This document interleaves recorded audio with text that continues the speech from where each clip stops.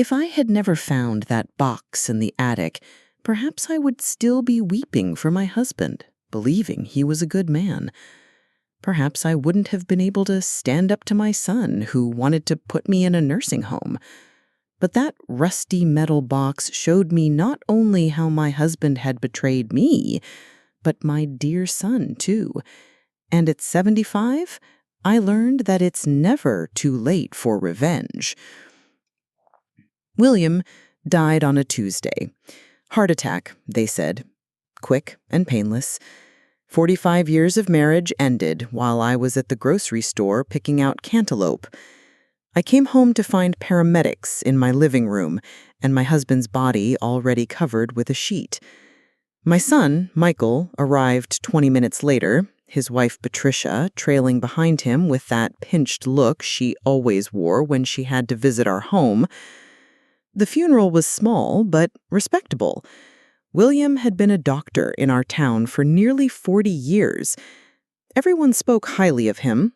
Dedicated physician, loving husband, wonderful father. I stood there in my black dress, accepting condolences, nodding when people told me what a good man he had been. He was the best, I said automatically, the words practiced and hollow. Grief is a funny thing. It doesn't always come in waves like they tell you.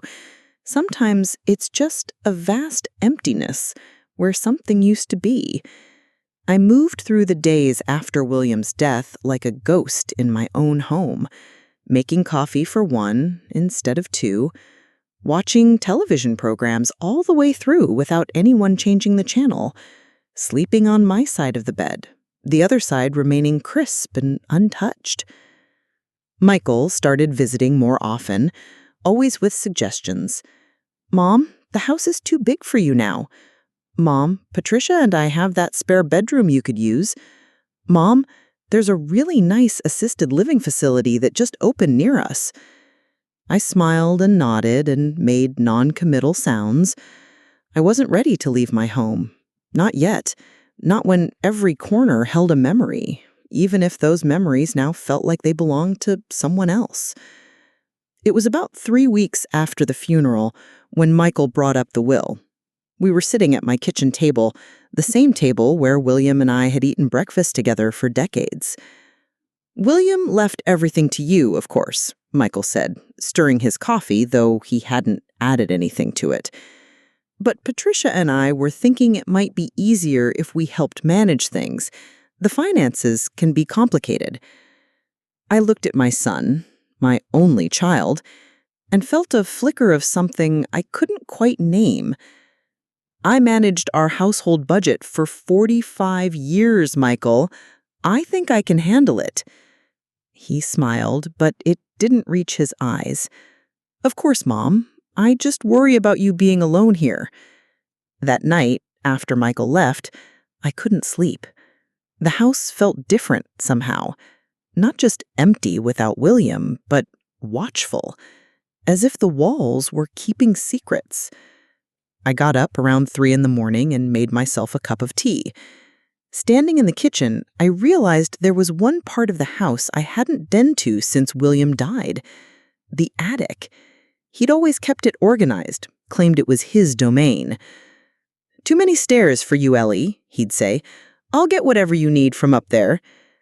I found myself at the base of the pull-down attic stairs, looking up into the darkness. With a determination I hadn't felt in weeks, I climbed up, flashlight in hand. The attic was just as neat as William had always kept it, boxes labeled in his precise handwriting, Christmas decorations, tax records, medical journals. But there, in the far corner, partially hidden behind an old dress form I'd forgotten we had, was a metal box I'd never seen before. It was the size of a small suitcase, dark green, with a sturdy lock. I brought it downstairs to the kitchen table. The lock was good quality, but I knew where William kept all his keys.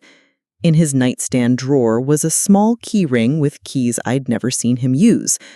The third one I tried, opened the box. Inside were papers. Lots of papers. Bank statements for accounts I'd never heard of. A deed to a house in Ohio. We lived in Pennsylvania. Credit card statements in the name of James Wilson. And photographs. So many photographs. William, with a woman I didn't recognize. William with 2 children, a boy and a girl, at what looked like a high school graduation. William celebrating Christmas in a living room I'd never seen, wearing a sweater I didn't buy him. My hands trembled as I laid each item on the table. The room seemed to spin around me. 45 years of marriage, and I was looking at evidence that my husband had been living a double life for at least 20 of them. I stayed up all night going through every document, every photograph. By morning, I had pieced together the outline of William's secret life. He was also James Wilson, who had a house in Columbus, Ohio. He had a long-term relationship with Catherine. They had 2 children together, or at least he was in their lives from a young age. While I thought he was at medical conferences or working overnight shifts, he had been building a whole separate life a state away. As the sun rose, I made a fresh pot of coffee and called my son. "Michael, I need you to come over. I've found something you need to see." "Mom, it's 6 in the morning. Can it wait?" "No," I said firmly. "It can't." 2 hours later, Michael walked into my kitchen and stopped dead when he saw the contents of the box spread across the table. "Mom, what is all this?" he asked, but there was something in his voice. Not quite surprise, but caution. "You tell me." I pushed a photograph toward him. It showed William, or James, with his arm around the boy from the other photos, now a young man in a college graduation gown. "This is dated 12 years ago. That boy looks about 22 there. He'd be in his 30s now." Michael picked up the photo, his face carefully blank. "I don't know what you want me to say." "The truth would be nice. Did you know? Did you know your father had another family?" Michael's silence was all the answer I needed. The betrayal cut deeper than I could have imagined. Not just my husband, but my son had been keeping this secret from me. "How long?" I whispered. Michael sat down across from me. "I found out when I was in college. Dad, he asked me to understand, to keep his secret. And you did." It wasn't a question. "He was my father, Mom. And I'm your mother," I said, my voice surprisingly steady. "What else haven't you told me?" As Michael's eyes darted away from mine, I realized that the metal box in the attic wasn't the only thing that had been hidden away, and I was only just beginning to uncover the lies that had shaped my life. Did my son just see me as a problem to be managed, an obstacle between him and his inheritance? Or was there more to this betrayal? What other secrets was he keeping from me? And what would I do with the truth now that I'd found it? The silence in my kitchen stretched between Michael and me like a living thing. Outside, birds chirped and neighbors went about their morning routines, unaware that my world was shattering piece by piece inside these walls. "Have you met them?" I finally asked, my voice barely above a whisper. "This other family?" Michael nodded, eyes fixed on the table. "A few times. The son, his name is David. He reached out to me about 10 years ago. He found me online, wanted to know about Dad's other life." "And the mother, Catherine?" "I've only met her once, at David's wedding 5 years ago." Wedding. The word struck me like a physical blow. My husband had attended his secret son's wedding. What excuse had he given me for his absence that weekend? A medical conference? A fishing trip with colleagues? I couldn't even remember anymore. There had been so many absences over the years, all neatly explained away. "Was your father there, at this wedding?" Michael nodded again, looking miserable. "Yes. And you stood beside him, knowing he was lying to me, and said nothing. It wasn't a question. Mom, it wasn't my secret to tell. Dad said he would handle it in his own way, in his own time. I laughed then, a harsh sound that surprised even me. Well, he certainly handled it, didn't he, by dying before he had to face any consequences. I stood up and began gathering the papers, organizing them back into piles. Bank statements, property deeds, birth certificates. Yes, actual birth certificates for David and his sister Emma, with James Wilson listed as the father. How had he managed that? How deep did this deception go? "What are you going to do?" Michael asked, watching me warily. "I don't know yet," I replied honestly. "But I do know one thing. I'm not selling this house, and I'm certainly not moving in with you and Patricia. Not now." Michael's face flushed. "Mom, be reasonable. You're upset. I understand that. But you're still 75 years old and living alone. Dad wanted—" "I don't give a damn what your father wanted," I snapped, surprising both of us with my vehemence. He forfeited any right to have a say in my life when he built a second one for himself. Michael stood up, running a hand through his hair, a gesture so like his father that it made my heart twist painfully. "Look, I have a meeting I can't miss. Let's talk about this later when you've had time to process everything." "Yes, you go to your meeting. I have some processing to do." After Michael left, I sat back down at the table and really looked at the financial documents. William, or James, had been careful and methodical. The accounts were substantial. One of them, a brokerage account, had nearly $300,000 in it. The house in Columbus was paid off. There were insurance policies, retirement accounts. I picked up my phone and called the main bank where most of the accounts were held.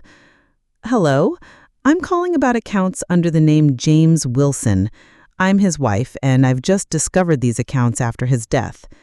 "I'm very sorry for your loss, ma'am. I'll need some verification before I can provide any information." "Of course," I said, reading off the account numbers from the statements in front of me.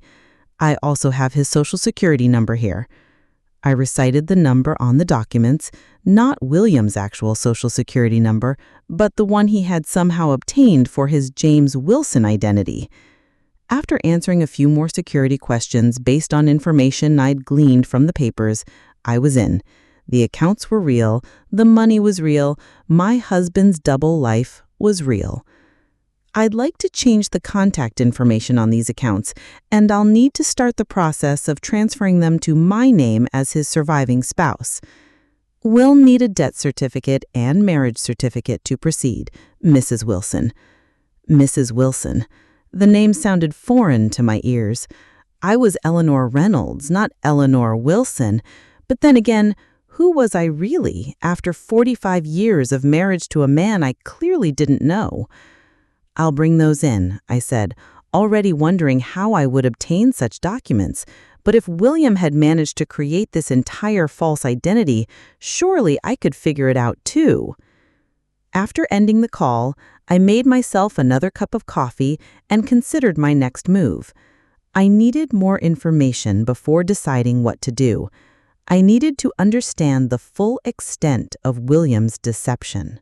In his study, I found his address book. William had always been meticulous about recording phone numbers and addresses, a habit from the days before digital contacts. I searched through it, looking for anything related to Ohio or anyone named Wilson, but found nothing suspicious. Then I remembered his laptop. William had always been protective of it, never leaving it unlocked. After his death, I hadn't even thought to turn it on. Now I retrieved it from his study and opened it. Password protected, of course. I tried the obvious ones first. My name, his birth date, our anniversary. Nothing worked. Then I tried James Wilson. The screen unlocked immediately. For the next several hours, I combed through William's emails, files, and browser history. He had separate email accounts, one for Dr. William Reynolds and another for James Wilson. The James Wilson emails were full of exchanges with Catherine, David, and Emma. Birthday wishes, holiday plans, discussions about money, normal family correspondence. In a folder labeled Personal, I found what appeared to be a journal of sorts. William had been documenting his double life, perhaps as a way to keep his story straight. I learned that he had met Catherine 28 years ago while at a medical conference in Columbus. She was a nurse at the hospital hosting the event. Their affair began quickly and, unlike most affairs, never ended. He bought the house in Columbus 3 months after meeting her, established his James Wilson identity, started spending every third weekend and many conference trips with his second family. Catherine knew he was married, but believed he stayed with me only because of Michael and because divorce would ruin his medical practice's reputation in our conservative community. The more I read, the more my shock gave way to anger. This wasn't just a brief indiscretion or a midlife crisis. This was decades of calculated deception, thousands of lies, big and small, a complete betrayal of everything I thought our life together had been.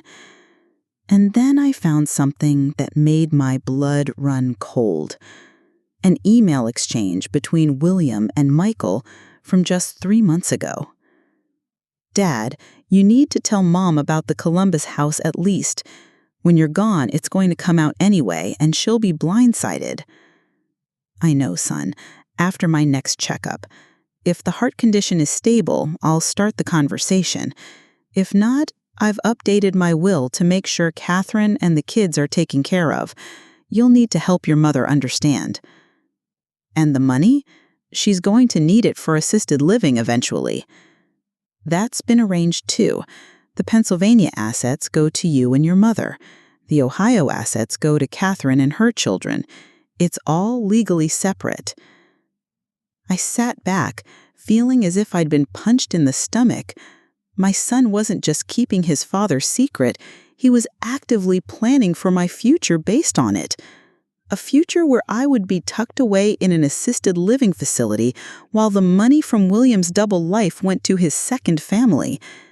And the most chilling part, if the heart condition is stable, William had known he was ill. He had been making these plans knowing he might die soon, and he chose to take his secrets to the grave rather than face me with the truth. I closed the laptop and walked to the kitchen window, staring out at the garden William and I had tended together for decades.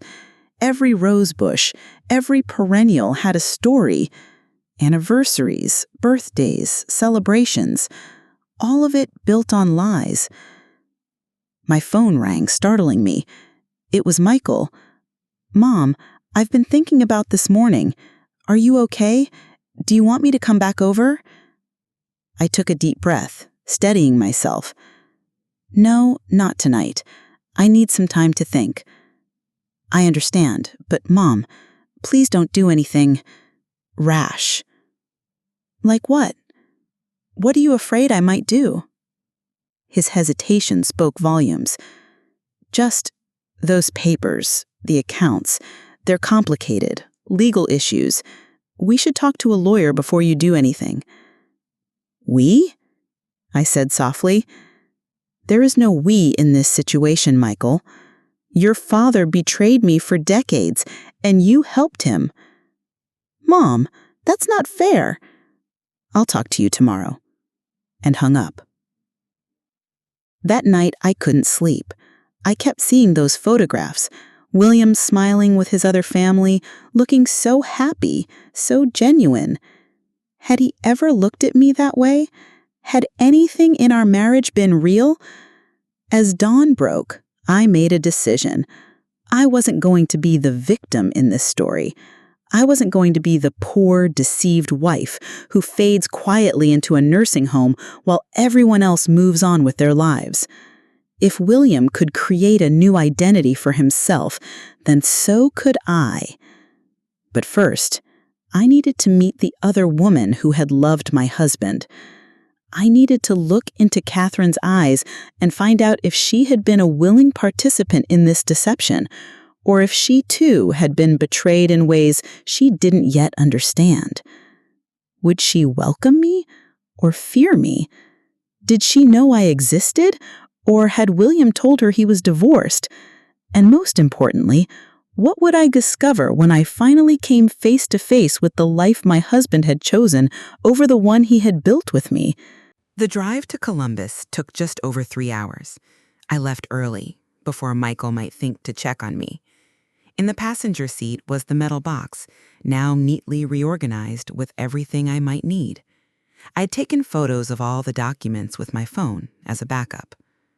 My GPS directed me through unfamiliar streets until I arrived at a modest 2-story home on a tree-lined avenue. It looked welcoming, flower boxes in the windows, a well-tended garden, a basketball hoop over the garage, the home of a normal, happy family. I sat in my car for nearly 20 minutes, gathering my courage, watching the house for signs of life. Finally, a woman emerged, heading to a small sedan parked in the driveway. Catherine. I recognized her from the photographs, about my age, with silver-streaked dark hair pulled back in a bun. She moved with purpose, like someone with places to be. Before I could lose my nerve, I got out of my car. "Catherine?" I called. She turned, eyebrows raised in polite curiosity. "Yes, can I help you?" "My name is Eleanor Reynolds," I said, watching her face carefully. "William Reynolds' wife." The color drained from her face. For a moment, I thought she might faint. She gripped the car door for support. "Eleanor," she repeated. "James? William's wife." So she had known about me. "May I come in? I think we have a lot to discuss." She glanced at her watch, then back at me. "I have a shift at the hospital in an hour." "Call in sick," I suggested. "This is more important." Something in my tone must have convinced her. She nodded slowly and led me into the house I'd seen in so many photographs, the home my husband had bought with money I never knew we had. The living room was comfortable, lived in. Photos lined the mantel, many featuring William, or James as she knew him. Catherine gestured for me to sit and disappeared into the kitchen, returning with 2 mugs of coffee. "How did you find me?" she asked, her hands trembling slightly as she set the mugs down. I opened the metal box. "William died 3 weeks ago. Heart attack." "I know," she whispered. "David told me." So his other children had known before I'd even found the box. The betrayal deepened. "I found this in our attic. Everything about his life here, with you." Catherine took a deep breath. "I'm so sorry, Eleanor. I don't even know what to say." "How about the truth? How long did you know he was married, that he had another family?" She met my gaze directly. "From the beginning. He never lied to me about that." That surprised me. "Yet you stayed with him." "I loved him," she said simply. "And he loved me. He said his marriage to you was—" She hesitated. "What? What excuse did he give for not divorcing me?" "He said you had health issues, anxiety, depression, that a divorce would destroy you, and he couldn't do that to you or to your son." I laughed bitterly. "Health issues? I've never had a day of depression in my life, never needed anxiety medication. He lied to you too, Catherine." Confusion crossed her face. "But the medications, he would bring them home sometimes, say they were from your prescriptions that he was managing." A chill ran through me. "What medications?" I don't know the names. Pills. He said they were for your mood stabilization. My mind raced. William had access to all sorts of medications as a doctor. Had he been bringing prescription drugs to his second home? For what purpose? Catherine, I said carefully, I was never on any psychiatric medications. William never managed my prescriptions. That was a lie. We stared at each other, two women in their 70s, both coming to the same disturbing realization. The man we had loved had deceived us both in ways we were only beginning to understand. Tell me about David and Emma, I said, changing the subject slightly. They're his children. Catherine nodded. David is. Emma... William came into her life when she was 3. Her biological father left before she was born. So he has one biological child with you. Does David know that Michael exists, that he has a half-brother? Yes. They've met a few times, at David's wedding and a few other occasions. I thought about the photograph of William at David's wedding. Michael had been there too, a family event that I had been excluded from entirely. And what did William tell them about me? Catherine looked uncomfortable. You were fragile, that you needed him, that leaving you would be cruel. Making me into some pathetic, mentally unstable woman who couldn't survive without him, while he built this whole other life where he could be, what? Free? Happy? The man he really wanted to be? It wasn't like that. She protested weakly. He cared for you. He always spoke of you with respect. Respect? I nearly spat the word. Is that what you call lying to someone for decades? Making them the unwitting fool in your elaborate deception? If that's respect, Catherine, I would have preferred his disdain. We sat in silence for a moment, both processing the scope of William's betrayal. What do you want, Eleanor? Why are you here? It was a fair question. What did I want? Revenge? Understanding? Something else entirely? I want to know who my husband really was, and I want to decide what to do with the rest of my life now that everything I thought I knew has been proven false. Catherine nodded slowly. I think I want those things too. We spent the next 2 hours talking. Catherine told me about her life with James, the weekends together, the milestones with the children, the plans they had made for retirement. He was supposed to retire next year, finally leave his practice in Pennsylvania and move here permanently. I never mentioned retirement to me, not once. We were interrupted by the front door opening. A man in his early 30s walked in, then stopped abruptly when he saw me. Mom? He said uncertainly, looking at Catherine. David, she said, standing. This is Eleanor, William's wife. David's eyes widened. He looked between us, clearly unsure how to respond to finding his father's 2 wives sitting together in his mother's living room. I know who you are, he said, extending his hand to me. It's unexpected to meet you this way. I shook his hand, studying his face. He had William's eyes, his jawline.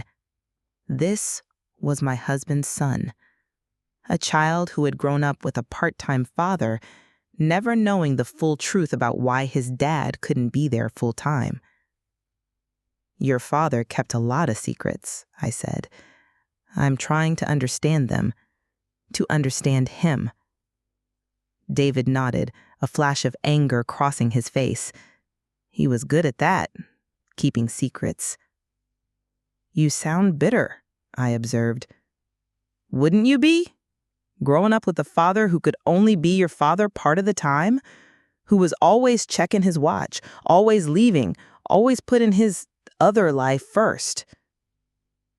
I hadn't considered that perspective, that the children of William's second family might have their own resentments, their own sense of betrayal. I thought I was his other life, I said quietly. I'm discovering I might have been wrong about that too. David looked at me with something like sympathy. He wasn't who any of us thought he was. Not really. Catherine put her hand on her son's arm. David, does Emma know about William's death? He nodded. I told her. She's in Seattle now, remember? Said she didn't need to come back for any memorial. Her words were, I already grieved the father I never really had. Another piece of the puzzle fell into place. Emma, the non-biological child, had distanced herself from William/James. Perhaps she had seen through him in ways the rest of us hadn't. And Michael, I asked, have you spoken to him since your father died? David's expression darkened. Once. He called to tell me about Dad's will, about how everything was divided. What did he tell you? That all the Ohio assets would go to Mom, Emma, and me, that the Pennsylvania assets would go to you and him, that Dad had it all worked out.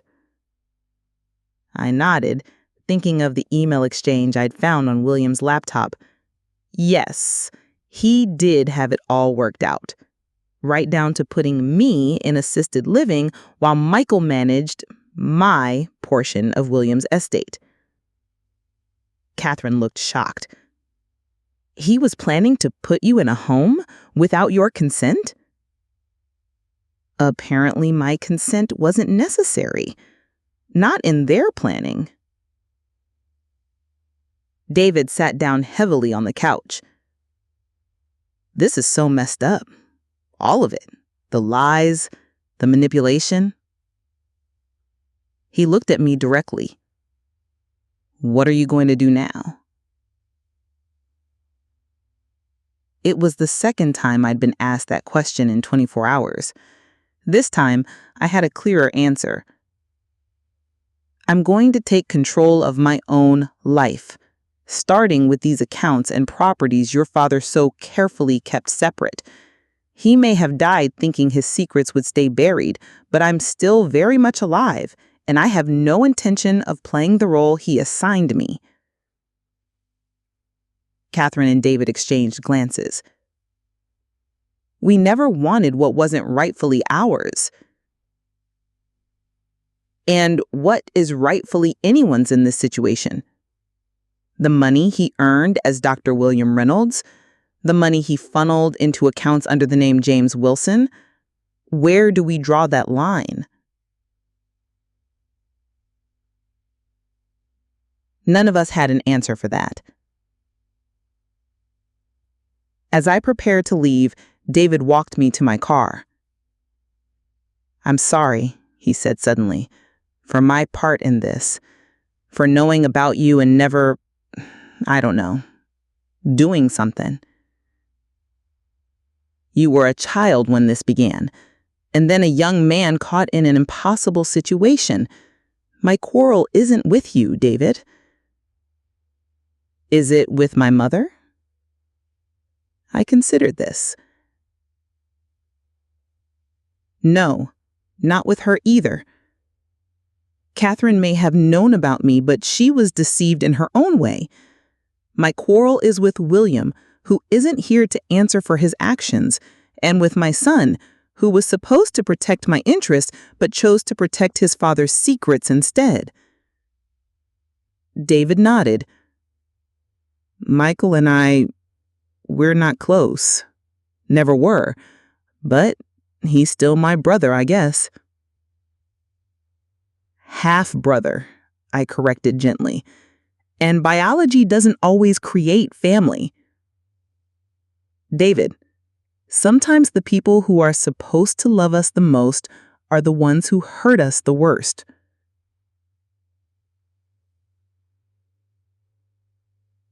As I drove away from the house in Columbus, my mind was racing with everything I'd learned.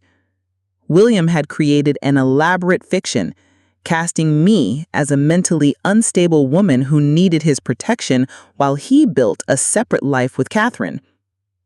My son had been complicit in this deception, ready to shuttle me off to assisted living while he managed my portion of William's estate. But they had underestimated me. They had never imagined that quiet, compliant Eleanor would uncover the truth, confront it head-on, and decide to rewrite the ending of this story. They thought they were dealing with a fragile old woman. They were about to discover how wrong they had been. I called Michael from the road. "We need to talk," I said when he answered, "about your father's will, about the Ohio property, about everything." "Mom, where are you? Are you driving somewhere?"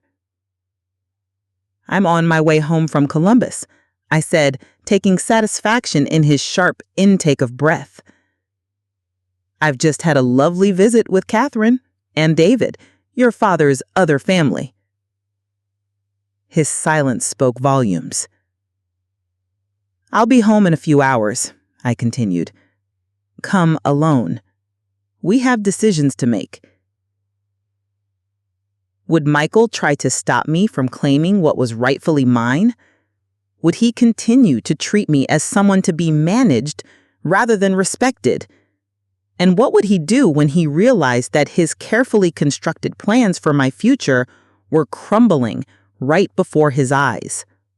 I arrived home as the sun was setting, casting long shadows across the garden William and I had tended together for so many years, a garden built on lies, just like our marriage. Michael's car was already in the driveway. He'd clearly wasted no time getting here after my call. I took my time gathering my things from the car, including the metal box that had started all of this. When I entered the house, Michael was pacing in the living room, his face a mask of barely controlled anxiety. "Mom," he said, stopping when he saw me. "What were you thinking, driving all the way to Columbus by yourself, at your age?" I set the box down on the coffee table with a deliberate thud. "At my age? I'm 75, Michael, not 95. I'm perfectly capable of driving 3 hours to meet my husband's mistress and his son." He winced at my blunt words. "You shouldn't have gone there. Not without talking to me first." "Why? So you could warn them I was coming? Tell them what to say to the poor, fragile Eleanor?" Michael ran a hand through his hair, that gesture so like his father's. "That's not fair. I'm concerned about you, that's all." "No," I said, keeping my voice steady. "You're concerned about your plans being disrupted, plans you made with your father to manage me and my portion of his estate, while his secret family got their share." He paled. "How did you—" "I read the emails, Michael, on your father's laptop. I know everything." I watched my son, the baby I had nursed, the child I had raised, the man I thought I knew, struggle to find words. "Mom, it wasn't like that. Dad was trying to protect everyone, to make sure everyone was taken care of." "By lying? By making me out to be some mentally unstable woman who needed to be managed? By planning to put me in assisted living without even discussing it with me? Michael sank into a chair. The assisted living, that wasn't definite. It was just an option we were considering for the future, for when you needed more care. When have I ever needed care, Michael? When have I ever shown signs of not being able to manage my own life? He didn't answer, because we both knew the truth. Never. I had always been independent, capable, strong. William's portrait of me as fragile and unstable was a fiction designed to justify his double life. I spoke with a lawyer today, I said, changing tactics, before I went to Columbus. Michael's head snapped up. What? What lawyer? Diane Becker. She was 2 years behind me in college.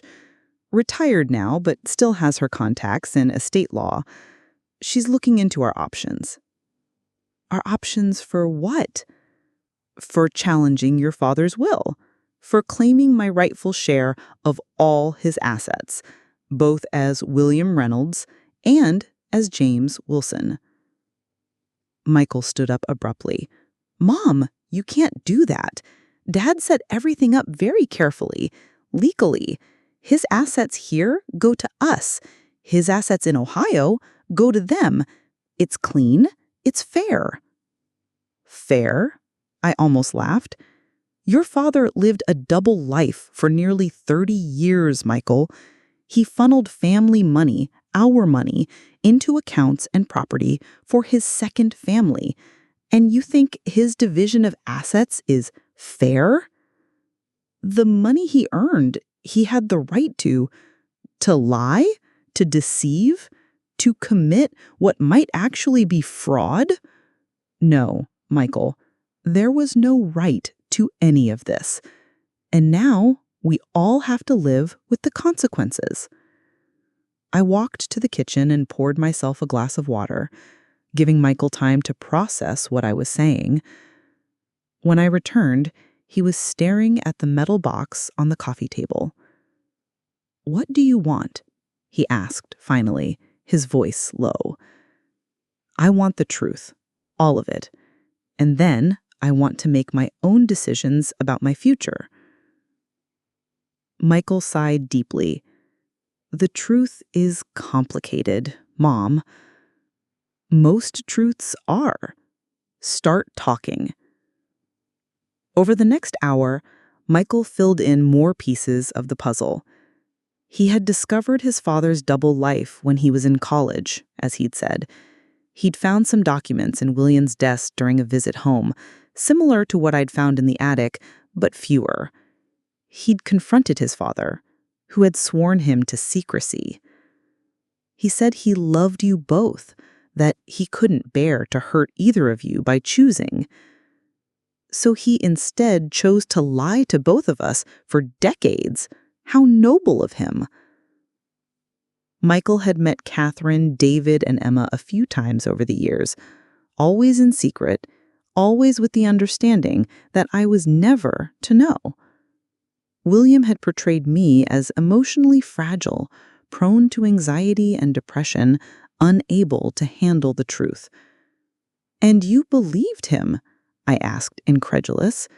You grew up with me, Michael. When have I ever been fragile? He looked down at his hands. Dad was convincing. He said your episodes happened when he was alone with you, that you put on a brave face for everyone else. Episodes. I tasted the word bitter on my tongue. Your father constructed an elaborate fiction about me to justify his betrayal, and you accepted it without question. Not without question, he protested, but he was my father. I trusted him. And I'm your mother. Did you never think to trust me? To observe me with your own eyes and see that I was nothing like the woman he described? He had the grace to look ashamed. I should have. I know that now. What about the will? I pressed. What exactly did your father arrange? He hesitated, then explained. William had set up his estate in two distinct parts. Everything in Pennsylvania, our house, his practice, his official bank accounts and investments, was to be divided between Michael and me. Everything in Ohio, the house, the accounts under James Wilson's name, was to go to Catherine, David, and Emma. But there's a problem, I said. William Reynolds and James Wilson were the same person. There was no legal separation between those identities. He used money earned as William to fund his life as James. Those assets aren't cleanly divided. They're all part of the same deception. The will was designed to avoid exactly this kind of complication, Michael said carefully. You mean it was designed to make sure his secret family got their share while keeping me in the dark? But that plan relied on me never finding out the truth, never finding that box in the attic. We sat in silence for a moment, the weight of decades of lies pressing down on us. What are you going to do? Michael asked again. I looked at my son, this man who had betrayed me, who had chosen loyalty to his father's lies over honesty with his mother. Yet he was still my child, the boy who had once brought me dandelions from the yard, insisting they were as pretty as the roses William bought me for anniversaries. I'm going to take some time to consider my options, I said finally. But I want one thing to be absolutely clear. I will not be moved to assisted living. I will not be managed. I will make my own decisions about my life and my future. Michael nodded slowly. I understand. Do you? Because your father never did. He created a fiction about me that justified his betrayal. Don't make the same mistake, Michael. After Michael left, I sat alone in the Groman darkness, thinking about the day's revelations. I had driven to Columbus expecting to confront the other woman, perhaps to find an enemy. Instead, I'd found another victim of William's deception, different from me, but a victim nonetheless. Catherine believed she was the great love of William's life, held back only by his noble dedication to his mentally unstable first wife. I had believed I was in a solid, if sometimes distant, marriage to a respected doctor who occasionally worked too much. We had both been wrong. And now what? The practical questions loomed. The will would be read officially next week. Michael would expect me to go along with William's plans, to accept my half of the Pennsylvania assets and leave the Ohio assets to Catherine and her children, the path of least resistance. But something had awakened in me, something that had perhaps been dormant for too long. A sense of injustice, yes, but also a sense of self that I had surrendered gradually over 45 years of marriage. I had become what William expected me to be: quiet, accommodating, unquestioning. The perfect cover for a man living a double life. No more. I picked up my phone and dialed Diane Becker's number. "Eleanor," she answered warmly. "I've been reviewing those documents you sent. We should talk. I'm ready to move forward, to challenge the will if necessary." "It may not come to that," she said, and I could hear the smile in her voice. "There are other approaches we can take, less confrontational, but potentially more effective." We spoke for nearly an hour, outlining a strategy that would protect my interests without necessarily declaring all-out war on Catherine and her children. By the time we hung up, I felt something I hadn't felt since finding that metal box in the attic: hope. The next morning, I did something I hadn't done in years. I made an appointment at the salon in town. Had my hair styled, my nails done. I bought a new outfit. Nothing flashy, but sharper, more current than my usual attire. When I looked in the mirror, I saw a woman who was ready to reclaim her life. Back at home, I began going through William's papers methodically, not just the ones from the metal box, but everything. His files in the study, his correspondence, the records of our life together. I was looking for something specific now, guided by Diane's questions about our financial history. And I found it. In a file labeled Tax Records 1995, buried among mundane documents was evidence that William had used our joint savings, money I had contributed to from my teaching salary before I retired, to make the initial down payment on the Ohio house. He had diverted shared assets to establish his second life, assets I had legal claim to. It was the missing piece we needed. With this evidence, Diane believed we could potentially claim a portion of the Ohio assets without having to challenge the will directly. It wasn't about vengeance. It was about justice, about claiming what was rightfully mine. I photographed the documents and sent them to Diane, then sat back, feeling a strange sense of calm. William had been so careful, so meticulous in his deception, but he had made mistakes. Small ones, perhaps, but enough to unravel the careful separation he had tried to create between his two lives. My phone rang. Catherine's number. We had exchanged contact information before I left Columbus. "Eleanor," she said when I answered, her voice tense. "David just got a call from a lawyer, something about the will and potential claims against the Ohio assets. Do you know anything about this?" So it had begun already, faster than I had expected. "Yes," I said simply. "I've consulted with my own attorney. She's exploring my options." After our conversation yesterday, I thought we understood each other." "We do understand each other, Catherine. We're both victims of William's deception, but that doesn't change the fact that he used our joint assets, money I helped earn, to establish his life with you, money I have a legal right to." There was silence on the other end of the line. "Then what do you want, Eleanor? Really?" It was the third time I'd been asked that question in 2 days. This time, my answer was crystal clear. I want what's fair. Not what William decided was fair, but what truly is fair. Some of those Ohio assets are rightfully mine. Once we determine what that portion is, I intend to use it to secure my own future, a future I choose, not one chosen for me by a husband who lied to me for decades, or a son who helped him maintain those lies.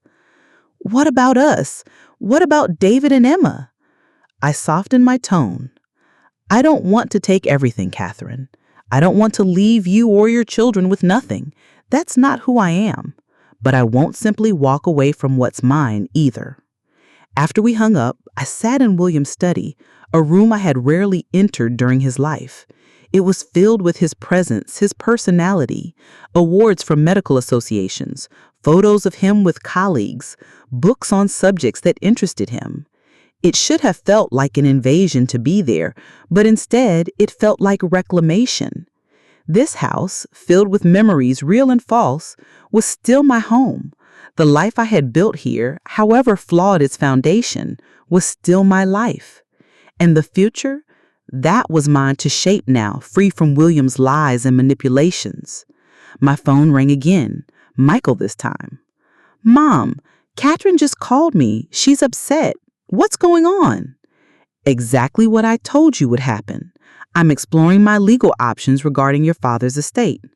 "Mom, please don't do this. Don't turn this into a war. Dad wanted." "I don't care what your father wanted. His wants were based on lies and deception.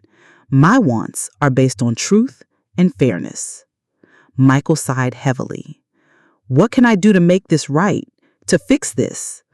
For the first time since all this began, I heard genuine remorse in my son's voice. Not just concern about disrupted plans, but real regret for his part in the deception. "Stand with me," I said simply. "Not against Catherine and her children, but with me in seeking what's fair. Be my son, Michael. not your father's accomplice. The silence that followed was long, but not empty.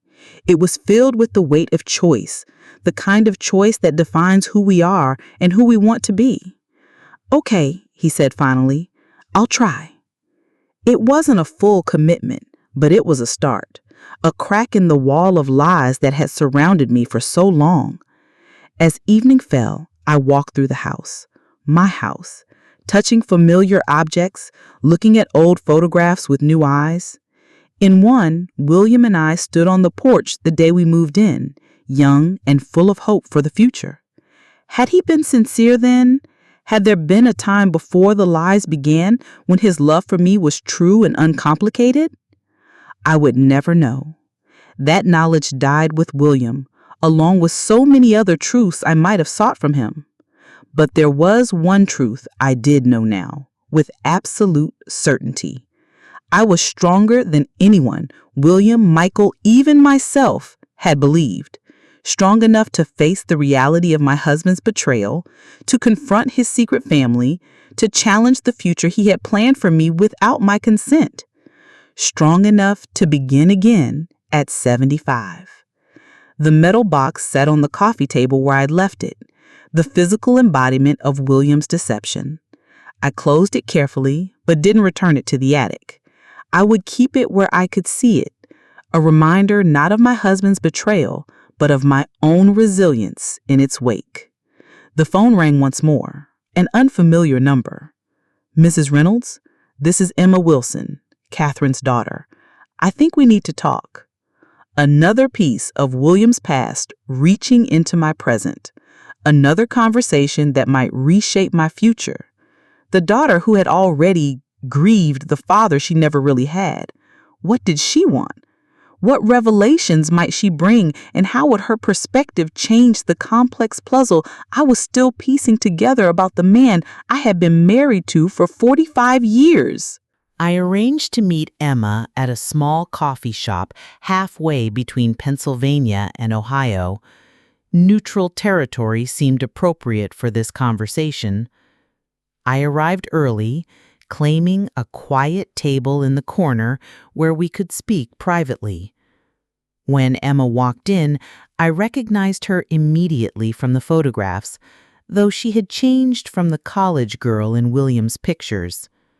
Now in her early 30s, she moved with confidence, her dark hair cut in a sleek bob, her eyes, not William's, I noted, taking in the cafe with a quick assessment. She spotted me and approached, extending her hand. "Mrs. Reynolds, thank you for meeting me." "Eleanor, please," I said, shaking her hand. "And thank you for reaching out, Emma." We ordered coffee, observing the social niceties while sizing each other up. She wasn't what I expected, though what had I expected? A hostile stepdaughter? A grieving child? Emma seemed neither. She seemed determined. "I'm not here to argue about the will or the assets," she said once our coffees arrived, getting straight to the point. "I don't want anything from William. I never did." "You said you're in Seattle now?" She nodded. "I moved there 6 years ago, put as much distance as I could between myself and all of this." She gestured vaguely, encompassing the complicated situation we found ourselves in. "You weren't close to William," I observed, a tight smile. "No. I saw through him when I was still a teenager. The convenient weekends, the missed birthdays and school events, the way he would check his phone constantly, always living in two worlds. I found myself warming to this young woman who had seen what the adults around her had missed or chosen to ignore. Your mother and brother didn't see it? Emma sipped her coffee. Mom was in love. She believed what she wanted to believe, that William was torn between duty to you and love for her. David, he hero-worshipped William, wanted his approval more than anything. And you? She said she had a real father once. He left, but I remembered what it was like to have someone fully present in my life. William was never fully present. He was always half somewhere else. I nodded, understanding perfectly.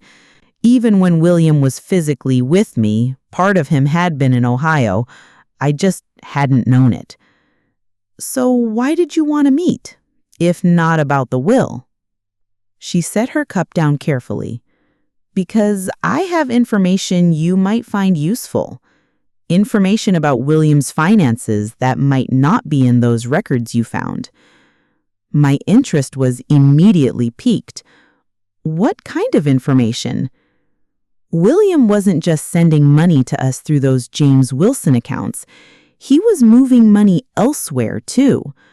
I noticed it when I was helping Mom with their taxes a few years ago. Large transfers to offshore accounts. This was unexpected. How large? Hundreds of thousands over the years, maybe more. My mind raced. What else had William been hiding? A third family? Other secrets I hadn't yet uncovered? Do you know where the money was going or why? Emma shook her head. I asked him about it once. He got angry, the only time I ever saw him truly lose his temper, said it was his retirement fund, that he'd earned it, and that it wasn't any of my business. But you didn't believe him. I didn't believe anything he said, she replied with a shrug. But I did some digging of my own. I work in tech, cybersecurity. I know how to follow digital breadcrumbs. She reached into her bag and pulled out a folder, sliding it across the table to me. Bank statements, transfer records, as much as I could piece together. Some of it is in the Caymans, some in Switzerland, all under different corporate entities, but all leading back to William or James or whatever name we want to call him. I stared at the folder, then at Emma. Why are you giving me this? She met my gaze steadily. Because it's not right what he did to you, to my mom, to all of us, and because I think you're the only one who might actually do something about it. I opened the folder and glanced at the documents inside. They were comprehensive, detailed, evidence of financial machinations I couldn't fully comprehend at first glance. Have you shown these to your mother? To David? Emma shook her head. Mom doesn't want to think badly of William, even now. And David, he's torn between loyalty to William's memory and anger at being deceived. Neither of them are ready to face the possibility that there was even more to William's deception than we already know. I closed the folder. And you think I am? Emma said, I think you're angry. I think you've spent decades being the person William wanted you to be, and now you're ready to be yourself. And I think you're not going to stop until you get to the truth, all of it. Her assessment was surprisingly accurate for someone who had just met me. Perhaps she recognized something in me that I was only beginning to recognize in myself. What do you want in return for this information? I asked, still cautious. Emma smiled, a genuine smile this time. Nothing. Consider it a gift from one of William's victims to another. Use it however you see fit. We talked for another hour. Emma told me about growing up with William/James as her stepfather, the gifts, the attention when he was there, the conspicuous absences. She described watching her mother wait for his visits, plan around his schedule, build her life in the spaces he left available. She loved him, Emma said. Still does, I think. But that love cost her a lot. The possibility of finding someone who could be fully present in her life. The truth about who she was really sharing her life with. The same could be said for me, I noted. Emma nodded. Different circumstances, same outcome. Two women who gave decades to a man who was never completely honest with either of them. Before we parted, Emma gave me her card with her personal number written on the back. Call me if you need anything else, or just to talk. It's strange, but I feel like we're connected now. Through William, I said. No, she corrected. Through seeing the truth about William when others couldn't or wouldn't. I drove home with the folder on the passenger seat beside me, my mind churning with this new information. Offshore accounts? Hidden funds? What had William been planning? And how would this change the already complicated situation with his estate? When I arrived home, Michael's car was in the driveway again. I sighed, gathering my strength for another confrontation.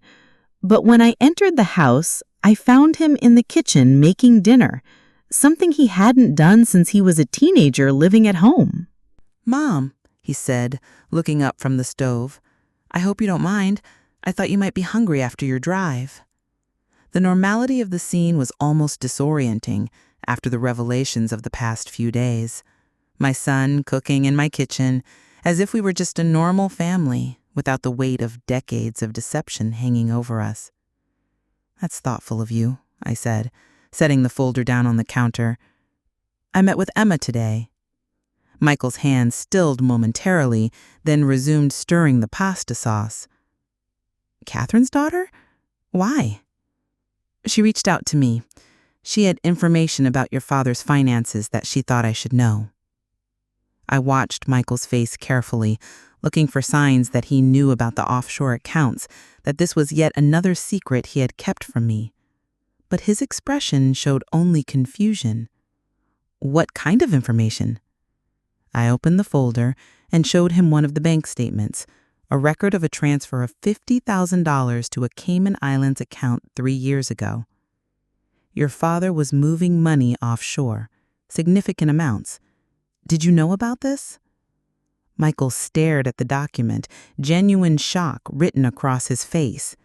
"No, I had no idea." For the first time since this all began, I fully believed my son. Whatever else Michael had known about his father's double life, this appeared to be news to him as well. "There's more," I said. "Emma has traced several accounts, all hidden, all containing substantial funds." Michael turned off the stove and sat down heavily at the kitchen table. Why would Dad need to hide money offshore? The Ohio accounts were already hidden from you.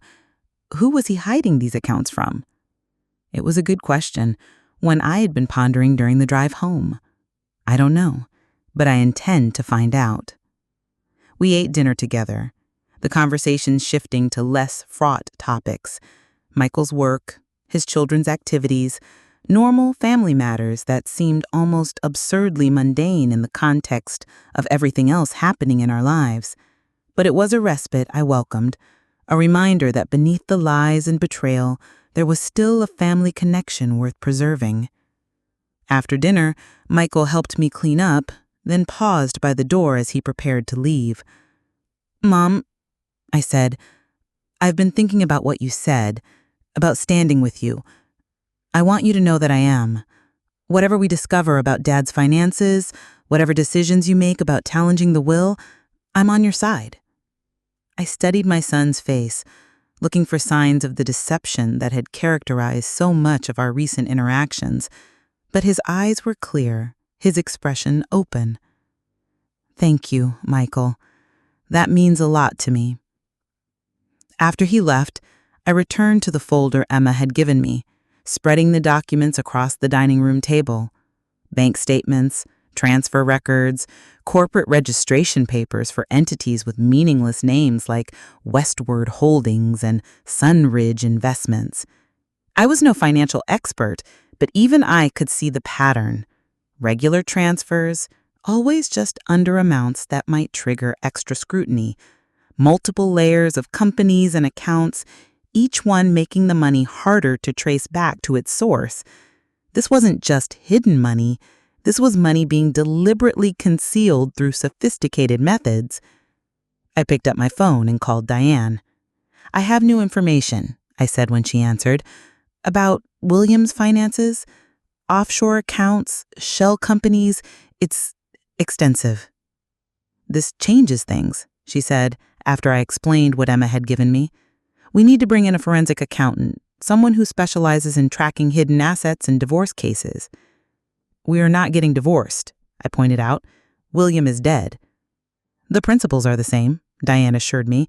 "And if these offshore accounts contain as much money as you suspect, it could significantly impact how we approach the estate division." The next morning, I met with Diane and a forensic accountant named Robert Fielding. He was a serious man with wire-rimmed glasses who studied Emma's documents with intense concentration. "This is sophisticated work," he said finally, looking up at me. "Your husband knew what he was doing, or he had professional help doing it." "Can you trace where all the money went? How much there is?" Robert tapped his pen against the table. "With time, yes. These are good starting points, but we'll need to subpoena additional records. That means legal proceedings." I looked at Diane, who nodded encouragingly. "We can file a petition with the probate court alleging concealment of assets. It will temporarily halt the execution of the will until we can determine the full extent of the estate." "What about Catherine and her children? How will this affect them?" "They'll be notified of the proceedings," Diane explained. "They can choose to join the petition as co-plaintiffs if they wish, or they can oppose it. Either way, all estate distributions will be frozen until the court makes a determination." I thought about Catherine, about the life she had built around William's visits, about David, who had world-worshipped his part-time father, about Emma, who had seen the truth and chosen to share it with me. "I want to call Catherine first," I decided, "before we file anything. She deserves to know what's coming." Diane nodded approvingly. "A courtesy call is appropriate, but Eleanor, be prepared. This could get contentious. Once lawyers get involved, personal relationships often take a back seat." I understood. The fragile connection I had formed with Catherine and Emma might not survive the legal battle ahead, but truth and justice mattered more than avoiding conflict. After leaving Diane's office, I sat in my car and called Catherine. She answered on the third ring, her voice guarded. "Eleanor, I wasn't expecting to hear from you so soon." "I met with Emma yesterday," I said, getting straight to the point. "She gave me documents showing that William was hiding money in offshore accounts, significant amounts." Silence on the other end of the line. Then, "I don't understand."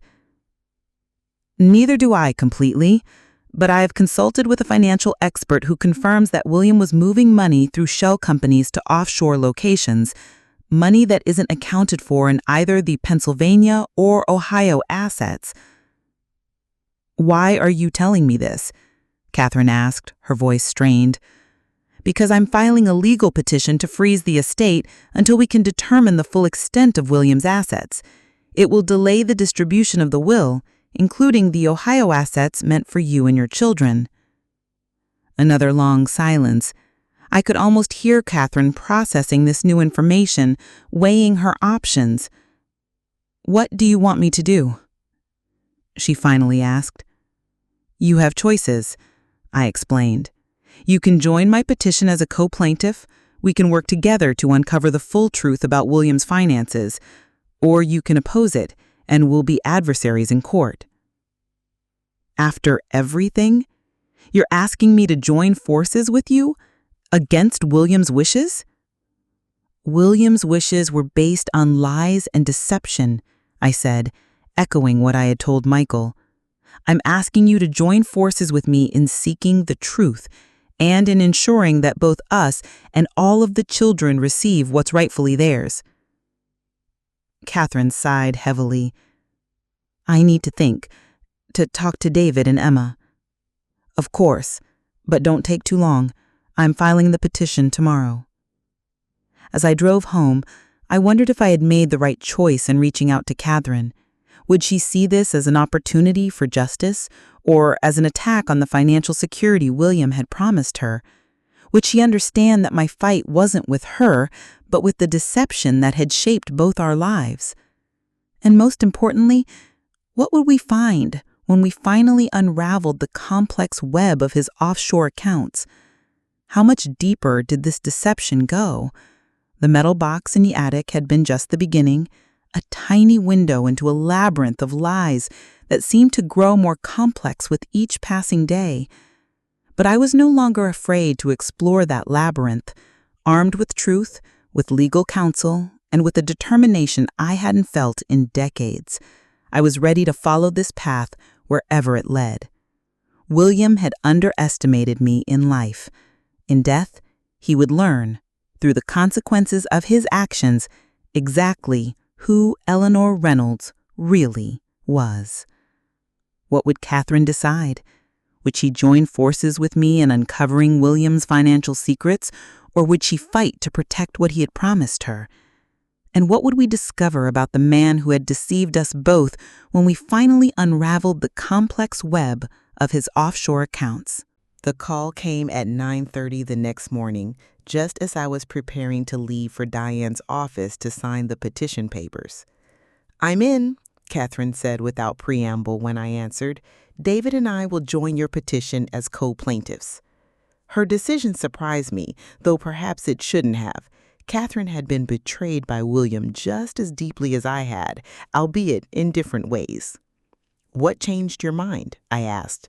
"Emma," she admitted. "She showed us more of what she'd found. Bank transfers that coincided with medical emergencies in our family, times when William James said he couldn't help financially because of commitments to you and his practice, but the records show he was moving money offshore during those same periods." The betrayal cut deeper with each new revelation. William hadn't just maintained two separate families, he had actively deprived both of resources while secretly hoarding money for himself. "I'm glad you're joining the petition," I said sincerely. "I think we'll be stronger working together." "Don't misunderstand me, Eleanor," Catherine said, her voice taking on a harder edge. "I'm not doing this to help you. I'm doing it for my children and myself, to get what we're owed." Of course, I acknowledged, we each have our own reasons, but the outcome benefits us all, the truth about William's assets and a fair distribution of what he left behind. The legal proceedings moved quickly after that. Diane filed our petition, now strengthened by having plaintiffs from both of William's families. The probate judge issued an immediate freeze on all known assets while authorizing subpoenas for financial records from dozens of institutions. Robert Fielding, the forensic accountant, assembled a team to trace the complex web of transactions William had created. Each day brought new discoveries, new accounts, new shell companies. A week into the investigation, Robert called me into his office. Maps and diagrams covered the walls, showing the flow of money through various entities and accounts. "We've identified approximately $1.7 million in offshore holdings so far," he said, indicating a figure at the bottom of one chart. "But that's just what we've been able to trace directly. Based on the patterns we're seeing, there could be substantially more." I sat down heavily in the chair across from his desk. $1.7 million that William hid from both families? Robert nodded. "The earliest transfers we found date back nearly 20 years, small amounts at first, gradually increasing." "What do we know he was planning to do with the money?" "There's no evidence he ever withdrew any significant amount," Robert said. "It appears he was accumulating it, perhaps for retirement, perhaps for something else entirely." A retirement that would never come. A plan interrupted by a heart attack on an ordinary Tuesday afternoon. As I drove home from Robert's office, I tried to make sense of it all. William had built two separate lives, maintained two separate families, and all the while was secretly funneling money away from both. For what purpose? What had he been planning? The answer came the next day in the form of a letter delivered by courier to my door. It was from a law firm in the Cayman Islands, addressed to James Wilson. The courier had been instructed to deliver it to my address in the event of William's death. With trembling hands, I opened the envelope. Inside was a letter confirming the transfer of all assets held by Sunridge Investments to a new account in the name of Marta Elena Vasquez. Accompanying the letter was a copy of a passport for this woman, a woman in her early 40s with dark hair and William's eyes. I stared at the passport photo, the pieces falling into place with stunning clarity. The offshore money wasn't for William's retirement. It wasn't for either of his known families. It was for someone else entirely, who appeared to be his daughter. I immediately called Diane, who arranged an emergency meeting with Catherine, David, Emma, and Michael. We gathered in Diane's conference room, the letter and passport copy laid out on the table between us. "Another family," Catherine said, her voice hollow as she stared at the passport photo. "A third life." "We don't know that for certain," Diane cautioned, "but the timing of this letter and the provisions William made suggest some significant connection to this woman." Emma picked up the passport copy, studying it closely. "She has his eyes, his nose. She could be his daughter." David had been silent, his face a mask of controlled anger. Now he spoke, his voice tight. "So not only did he live a double life, but he was planning to leave all the hidden money to someone none of us even knew existed?" "It appears that way," Diane confirmed.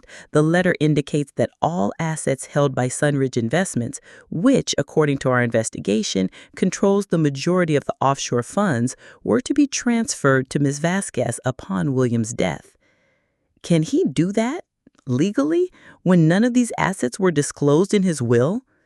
Diane shook her head. "No, the concealment of these assets represents a fraud upon the estate. Now that we've discovered them, they should be considered part of the total estate and distributed accordingly." "Unless this woman contests it," Catherine pointed out. "She might," Diane acknowledged, "but our combined claim with evidence of William's deception would be very strong." I had been quiet, still processing the revelation of what appeared to be another secret in William's life. Now I looked around the table at the others. All of us connected by one man's deception, all of us victims in different ways. "I think we need to find her," I said finally. "This Marta Vasquez. Before we proceed legally, we should understand who she is and what she knew about William." Emma nodded immediately. "I can help with that. With a name, passport number, and the Cayman Islands connection, I can probably trace her." "Is that legal?" Michael asked, glancing at Diane. "As long as you're using publicly available information and not hacking into private databases." Emma smiled thinly. "I know how to stay within the law. Mostly." We agreed to reconvene once Emma had information about Marta Vasquez. As everyone was leaving, Catherine pulled me aside. "How are you handling all this?" she asked, genuine concern in her voice. The question caught me off guard. In the whirlwind of revelations and legal proceedings, I hadn't had much time to process my own emotions. I don't know," I admitted. "Angry, confused, but also strangely empowered. For the first time in decades, I'm making my own decisions, following my own path, even if that path was forced upon me by William's deception." Catherine nodded, understanding. "I feel the same way. It's like I'm finally seeing clearly after years of looking at everything through William's lens." We stood there for a moment, two women in their 70s who had given decades of their lives to the same man, now finding common ground in the aftermath of his betrayal. "Whatever we discover about this Marta Vasquez," Catherine said finally, "I think you and I should face it together. We're stronger that way." I nodded agreement, feeling an unexpected kinship with this woman who had once been the other woman in my marriage. Now we were allies in a quest for truth and justice. Emma delivered on her promise faster than any of us expected. 2 days later, she called with information about Marta Vasquez. "She lives in Costa Rica," Emma reported, "has for the past 15 years. Before that, she was in Miami. I found property records, social media accounts, even her professional website. She's a veterinarian with her own practice in San Jose. Any connection to William that you could find? I asked. Nothing explicit, Emma said, but there's a gap in her online presence around the time she moved from Miami to Costa Rica, and she established her practice there with what appears to be a significant influx of capital, though I can't trace the source. Could William have been funding her, setting her up in Costa Rica? It's possible, Emma acknowledged. The timing aligns with some of the larger offshore transfers we found. I made a decision then, one that surprised even me. I want to go to Costa Rica, to meet her in person. There was silence on the other end of the line. Then Emma said, I was hoping you'd say that. I've already looked into flights. You want to come with me? I asked, surprised. Someone should, she said practically. And I speak Spanish. Do you? I had to admit I didn't. My language education had been limited to French in high school, most of which I'd forgotten decades ago. Then it's settled, Emma said. I'll make the arrangements. We can be in San Jose by the weekend. I should have been intimidated by the prospect of international travel at my age, of confronting yet another piece of William's deception in a foreign country. Instead, I felt a surge of determination. Each step of this journey had revealed not just more about William, but more about myself, about the strength and resilience I possessed but had rarely been called upon to use during my married life. Michael was predictably concerned when I told him of my plans. Costa Rica? Mom, you can't be serious. You've never even traveled outside the country before. There's a first time for everything, I said calmly, and Emma will be with me. She speaks the language and has traveled extensively. But why? Why not let the lawyers handle this? Why do you need to see this woman in person? I considered how to explain my need to look into the eyes of this woman who represented yet another facet of William's deception. Because I'm tired of being lied to, Michael. I'm tired of having pieces of the truth doled out to me by others. I want to see for myself. I want to hear from this woman directly, to understand who she is and what she meant to your father. Michael shook his head but didn't argue further. I think he understood that this was something I needed to do, part of reclaiming my agency after decades of living in the shadow of William's lies. The flight to Costa Rica was long but uneventful. Emma proved to be an excellent travel companion, organized, patient, and possessed of a dry sense of humor that helped ease the tension of our mission. We arrived in San Jose late afternoon and checked into a small hotel near the city center. I've located her veterinary clinic, Emma told me over dinner that evening. It's about 20 minutes from here by taxi, and I found her home address as well, a small property in the hills outside the city. The clinic first, I decided, tomorrow morning. Sleep eluded me that night. I lay awake in the unfamiliar hotel room, my mind racing with questions. Who was Marta Vasquez to William? Another lover? A daughter from a relationship before me? And what would I say to her when we met face to face? Morning came, and with it a renewed sense of purpose. Emma and I took a taxi to the address of the veterinary clinic, a modern, well-maintained building with a sign reading Clínica Veterinaria Vasquez above the entrance.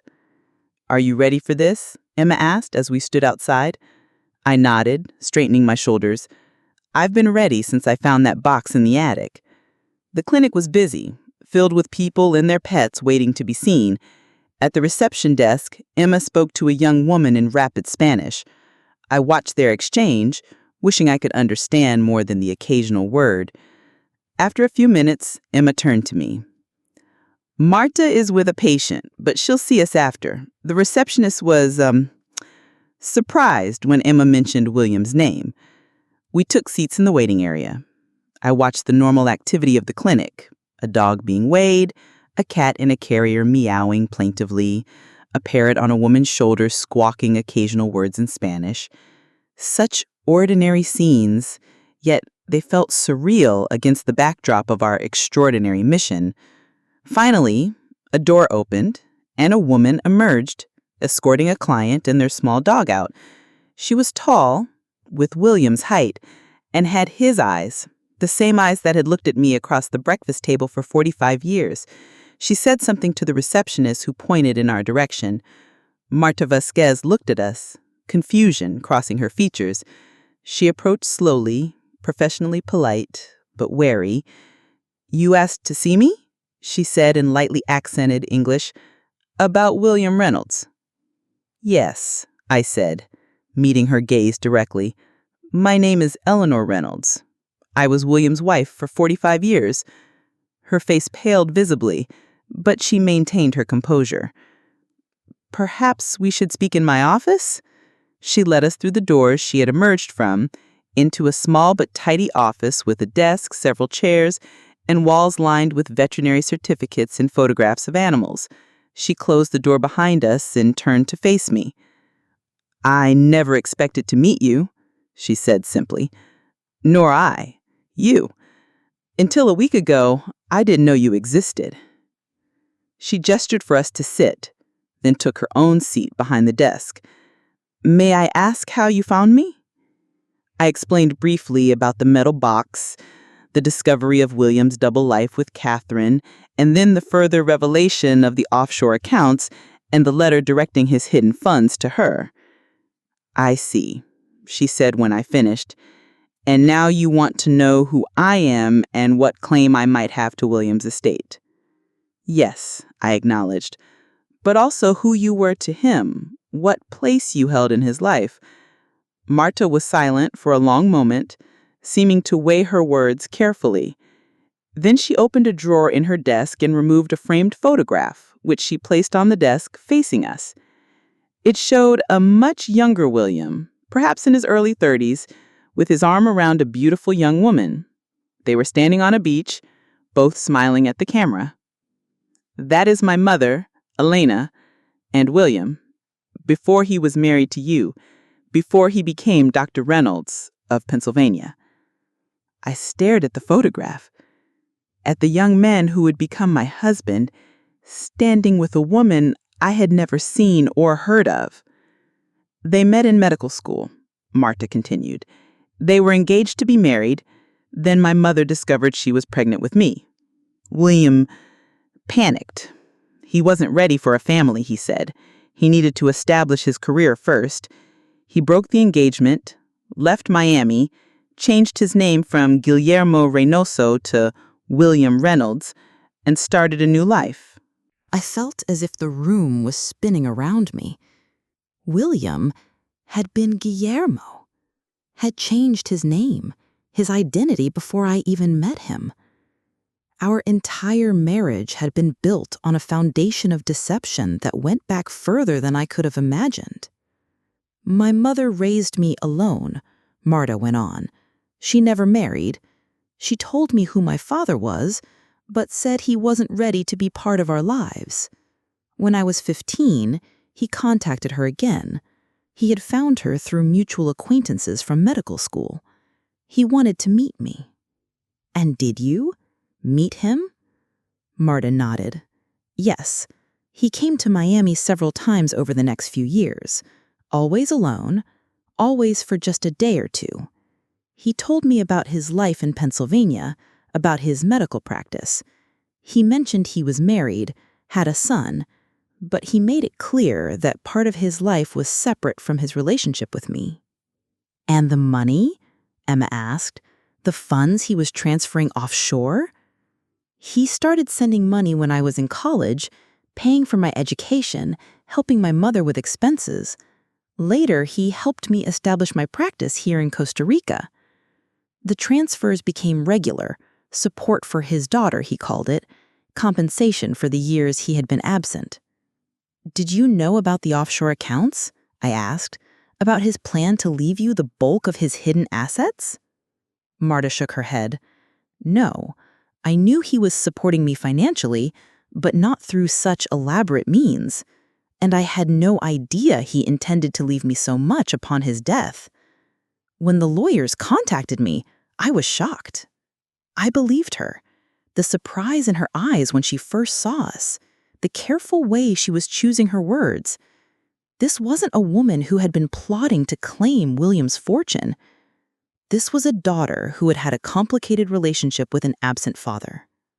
William, Guillermo, never told me about you, I said softly. In 45 years of marriage, he never once mentioned having a daughter before our son. I'm not surprised, said Marta with a sad smile. William was a master of compartmentalizing his life. He kept everything in neat boxes, separate from each other. His life with you, his relationship with me, and it seems his other family as well. Did you know about Catherine and her children? Emma asked. No, this is the first I'm hearing of them. Marta leaned back in her chair, processing this new information. So he had 3 separate lives, 3 families. It's almost impressive in a disturbing way. I couldn't disagree. The sheer scope of William's deception was breathtaking. The planning, the attention to detail, the commitment to maintaining these separate identities over decades, it spoke to a level of duplicity I could scarcely comprehend. What will you do about the money? I asked directly. Will you fight for what William intended to leave you? Marta considered the question. I don't know. I never expected such an inheritance. My practice is successful. I'm not in need. But it was his wish. His wish was based on deception, I said, echoing the phrase I had used with Michael and Catherine. He hid these assets from his legal heirs, from the families he was legally and morally obligated to support. And what about my obligation to me? Marta asked, with a flash of anger in her eyes. The child he abandoned before birth? The daughter he acknowledged only in secret? Only on his terms? I had no answer for that. William had wronged all of us in different ways. Who was to say whose claim was more valid, whose pain more deserving of compensation? We talked for another hour, filling in the gaps in each other's understanding of the man who had connected our lives without our knowledge. Marta shared stories of her sporadic interactions with William over the years, brief visits, phone calls on her birthday, the occasional letter or email. I told her about our life in Pennsylvania, about Michael growing up, about the community that had respected Dr. Reynolds without ever knowing his true past. When we finally rose to leave, Marta stopped me with a hand on my arm. She said, I have something for you. Disappearing into a back room, she returned with a small wooden box, which she handed to me. William left this with me the last time he visited, about a year ago. He said if anything ever happened to him, I should keep it safe. I've never opened it. The box was carved with intricate patterns, secured with a small brass latch, but no lock. I held it carefully, feeling the weight of yet another of William's secrets in my hands. Thank you, I said, meeting Marta's gaze, for your honesty, for seeing me. She nodded. Perhaps we can stay in touch. Whatever happens with the legal proceedings, we are connected now, family in a strange way. Back at the hotel, Emma and I sat on the small balcony overlooking the city as the sun began to set. The wooden box sat on the table between us, still unopened. Aren't you going to look inside? Emma asked after a while. I placed my hand on the box. I'm not sure I'm ready for more revelations. Whatever it is, you can handle it, Emma said with conviction. You've handled everything else William threw at you. She was right. I had survived the discovery of William's double life, of his deception with Catherine and her children. I had survived learning about offshore accounts and now about Marta. What else could possibly shake me now? I opened the latch and lifted the lid of the box. Inside was a sealed envelope addressed simply to Eleanor in William's precise handwriting, and beneath it, a small velvet jewelry box. With trembling fingers, I opened the envelope first. Inside was a letter dated just over a year ago. Eleanor, it began, if you are reading this, it means I am gone and the truth has finally come to light. I always knew it would eventually. Perhaps that's why I'm writing this now. A confession that I never had the courage to make in person. The letter continued, detailing William's early life as Guillermo Reynoso, his relationship with Elena, his panic at impending fatherhood, his flight from Miami and creation of a new identity. He wrote of meeting me, of our marriage, of the birth of Michael, events that should have been joyful, but were shadowed by his constant fear of discovery. Then came his reconnection with Marta, his secret support of her, his gradual building of a relationship with the daughter he had abandoned. And later, his meeting Catherine, the beginning of his double life in Ohio, the birth of David. I cannot justify what I've done, the letter continued. I can only say that each decision seemed necessary at the time, each deception a way to protect someone, sometimes you, sometimes myself, sometimes the others who had become entangled in the web I was weaving. But protection became prison. I built a life of lies so complex that I myself sometimes lost track of who I was supposed to be at any given moment. The final paragraphs were the most revealing and the most painful to read. I am not asking for your forgiveness, Eleanor. I don't deserve it. But I want you to know that despite everything, my love for you was real, flawed, broken, compromised by my deceptions, but real nonetheless. You were the constant in my chaotic life, the north true when I was lost in a sea of my own making. In the velvet box is your grandmother's ring, the one you thought was lost decades ago. I took it, intending to have it reset for our anniversary, but then couldn't give it back without explaining its absence. Another small deception that grew over time. Please reclaim it now, as I hope you will reclaim your life, free from the shadows I cast over it for so long. Whatever you choose to do with the truth, know that I am sorry. Not just for being caught, but for the pain I caused. For the life you might have had if you hadn't been shackled to a man who couldn't even be honest about his own name. It was signed simply William, with a postscript. The offshore funds are meant for Marta, not as favoritism, but as restitution for the years I was absent. I hope you will understand and honor this wish, though I have no right to ask it of you. I set the letter down and opened the velvet box. Inside was indeed my grandmother's ring, a delicate opal surrounded by tiny diamonds that I had mourned as lost shortly after Michael was born. Another lie, another deception, hidden among so many others. Emma had remained silent while I read, respecting my privacy. Now she asked quietly, "Are you okay?" I closed the velvet box and picked up the letter again, rereading the line about me being William's true north. Even in his confession, he had centered himself, his feelings, his perspective. Typical William, making himself the protagonist, even in the story of his own betrayal. "Yes," I said, surprising myself with the truth of it. "I am okay. Better than okay, perhaps." "What will you do about Marta? About the money?"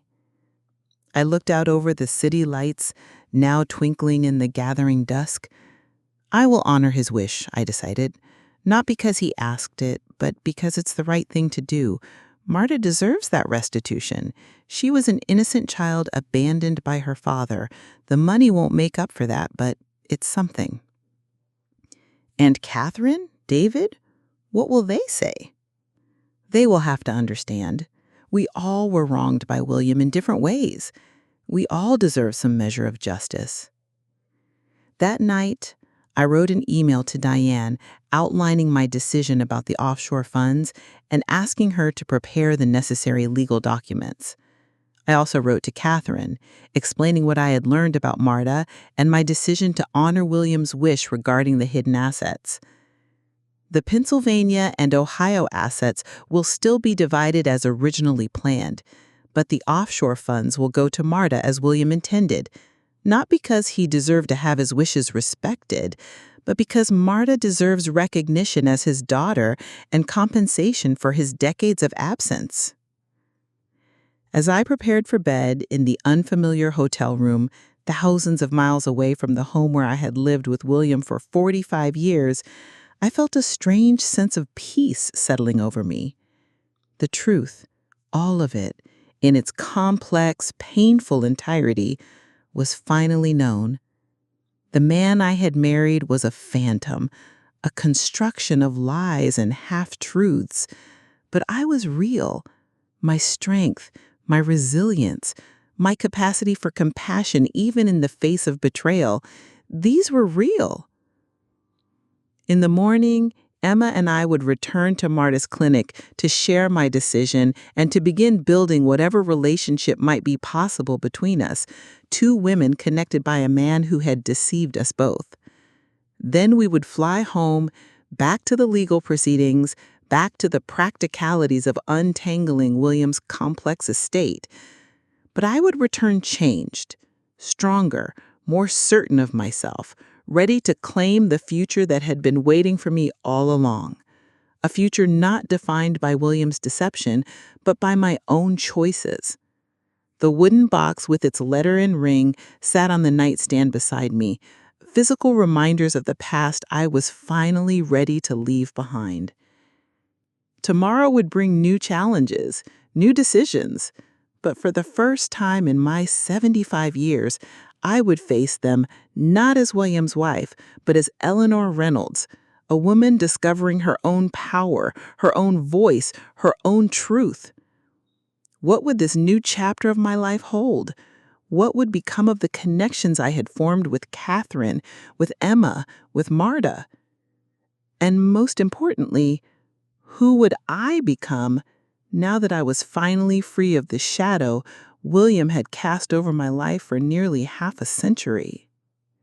The return flight from Costa Rica gave me time to reflect on the extraordinary journey of the past weeks. From finding the metal box in the attic to sitting beside Emma as we soared above the clouds, my life had transformed in ways I could never have imagined. Marta had accepted my decision about the offshore funds with graceful appreciation. Not because it was his wish, I had told her, echoing my words to Emma, but because it's right. You deserved a father who was present, who acknowledged you publicly. Since that can't be undone, this financial recognition is the least you should receive. We had exchanged contact information and made tentative plans for her to visit Pennsylvania in the coming months. I'd like to see where he lived, she had said, to understand that part of his life. And I'd like to get to know you better, I had replied, meaning it. This woman who shared William's eyes and height was a link to a past I had never known existed, but also potentially a part of my future, a future I was only beginning to envision. When we landed in Pennsylvania, Michael was waiting at the airport, his face a mixture of relief and lingering concern. "Mom," he said, embracing me, "I've been so worried." "No need," I assured him. "I'm perfectly capable of international travel, especially with Emma as my guide." Emma smiled at the compliment, then excused herself to get our luggage, giving Michael and me a moment alone. "Did you find what you were looking for in Costa Rica?" "I found more than I expected. Another piece of your father's past, another life he built and maintained in secret." I explained about Marta, about William's life as Guillermo, about his abandonment of his first child and subsequent secret support. Michael listened, his expression growing more troubled with each revelation. "I don't even know who he was anymore," he said when I finished. "The man I knew as my father, was he ever real?" It was a question I'd asked myself repeatedly over the past weeks. "Parts of him were real," I said finally. The dedication to his patients, the careful attention to details, the intelligence and charm. But those traits served his deceptions as much as they defined him as a person. "And the letter? The ring? What will you do with them?" I had told Michael about William's final confession during our phone calls from Costa Rica. "The ring I'll keep. It was my grandmother's after all. The letter—" I paused, considering. "I may burn it, or keep it as a reminder. I haven't decided yet. The days that followed were filled with legal meetings, financial discussions, and conversations with Catherine and her children. As expected, Catherine was initially upset by my decision about the offshore funds, but after reading a copy of William's letter and speaking directly with Marta via video call, she reluctantly agreed it was a fair resolution. He wronged all of us, she acknowledged during one of our now regular coffee meetings, but Marta most of all, perhaps. At least you and I chose to be with him, even if those choices were based on incomplete information. She never had a choice about being his abandoned daughter. The formal reading of the will proceeded as originally scheduled, with the probate judge acknowledging the separate agreement we had reached regarding the offshore assets. The Pennsylvania assets were divided between Michael and I, the Ohio assets between Catherine, David, and Emma. Marta received the offshore funds, as agreed. Financial matters settled, I turned my attention to the more personal aspects of my new life. The house, my house now, not William and Eleanor's, felt different, both emptier without the weight of his presence and somehow fuller with the expansion of my own. I began making changes. Small ones at first, rearranging furniture, repainting rooms in colors I preferred, then larger ones, converting William's study into a reading room for myself, filled with books I had always wanted to explore but had somehow never found time for during my married lives. Michael visited regularly, our relationship evolving into something more equal, more honest. He was learning to see me as a person in my own right, not just as his mother or William's wife. And I was learning to assert my independence, to express my opinions without automatically deferring to male authority as I had been conditioned to do for so long. One evening, about 3 months after our return from Costa Rica, Michael raised the subject we had both been avoiding. "Mom, have you thought about what you want to do long-term? About living arrangements, I mean." I set down my teacup, studying my son's face. There was genuine concern there, but not the patronizing management I had seen before. "If you're asking whether I plan to stay in this house, the answer is yes, for now. It's my home, despite the complicated memories it holds." Michael nodded. "I just want to make sure you're happy, that you have what you need." "What I need," I said thoughtfully, "is what everyone needs. Purpose, connection, a sense that my life has meaning beyond the roles assigned to me by others." "And have you found that?" I smiled. "I'm working on it." The truth is, I had begun exploring possibilities I had never considered during my married life. I had joined a book club at the local library, reconnected with former colleagues from my teaching days, even taken a pottery class at the community center. Small steps towards a life defined by my own interests and choices. And then there were the new connections, unexpected extensions of my family circle that had emerged from the wreckage of William's deception. Emma visited regularly, our unlikely friendship deepening over shared meals and long conversations. Catherine and I maintained our coffee meetings, finding common ground in our experiences as women of a certain age, navigating unexpected life changes. David remained more distant, still processing his complicated feelings about his father, but occasionally joined us for holiday gatherings. Marta made her promise to visit, arriving in Pennsylvania on a crisp autumn day with her partner, a warm, intelligent woman named Lucia. They stayed in my guest room, and for a week we explored the town where William had built his life as Dr. Reynolds, sharing stories and gradually piecing together a more complete picture of the man who had connected us all. "It's strange," Marta said one evening as we sat on the porch watching the sunset. "I came here expecting to feel closer to him, to understand him better, but instead I feel closer to you, to the family he created here." "Family is what we make it," I said, thinking of the unlikely bonds that had formed in the aftermath of William's deception. Sometimes by blood, sometimes by choice. On their last night in Pennsylvania, Marta and Lucia invited Michael and his family to join us for dinner. Watching my son interact with his half-sister, seeing my grandchildren get to know their new aunt, I felt a bittersweet gratitude. William's deception had been devastating, but from its ashes, new connections had formed, genuine ones, based on truth and mutual respect. After Marta and Lucia returned to Costa Rica, I found myself at a crossroads. The legal matters were settled, the immediate emotional upheaval had subsided, and life had found a new rhythm.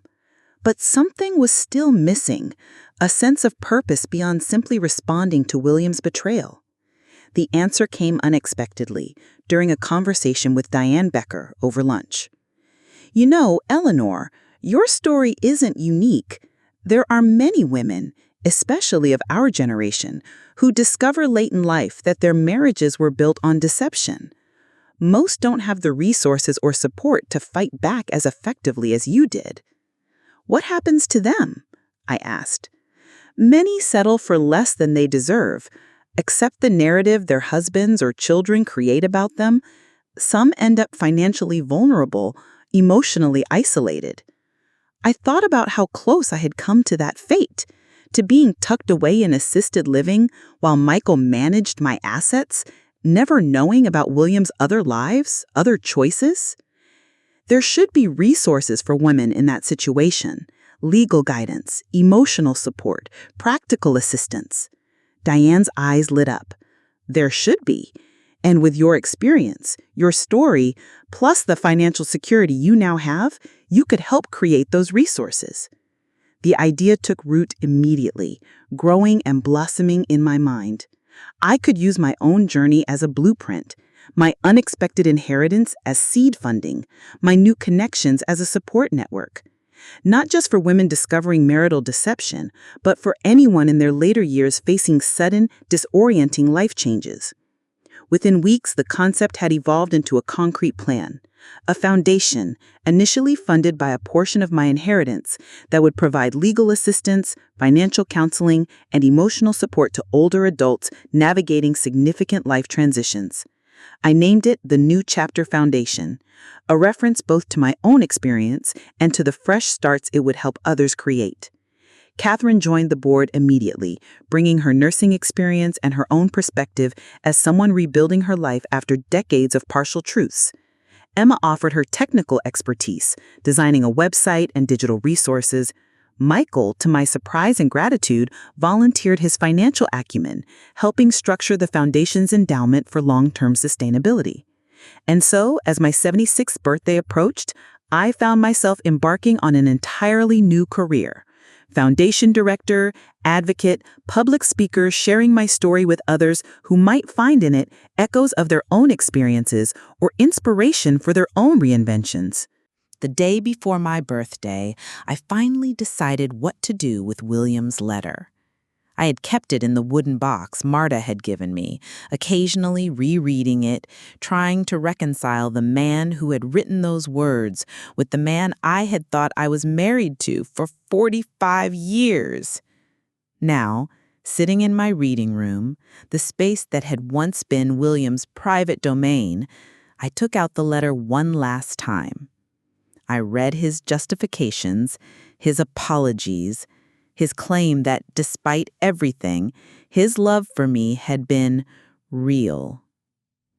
Perhaps it had been in his way. Perhaps William/Guillermo had loved me as much as he was capable of loving anyone, but it had been a love corrupted by deception, by the compartmentalization that had defined his entire existence. I didn't need to carry that corrupted love with me into my new chapter. I didn't need his confession or his apology. What I needed, what I had found, was my own strength, my own voice, my own capacity for building authentic connections, even after devastating betrayal. I placed the letter in the small fireplace that was one of the reading room's best features, struck a match, watched as the flames consumed William's final words to me, transforming them into ash and smoke. The ring I kept not as a memento of William, but as a link to my grandmother, to my life before him, to the parts of my heritage that were truly mine. I had it cleaned and began wearing it on my right hand, a symbol not of marriage, but of reclamation.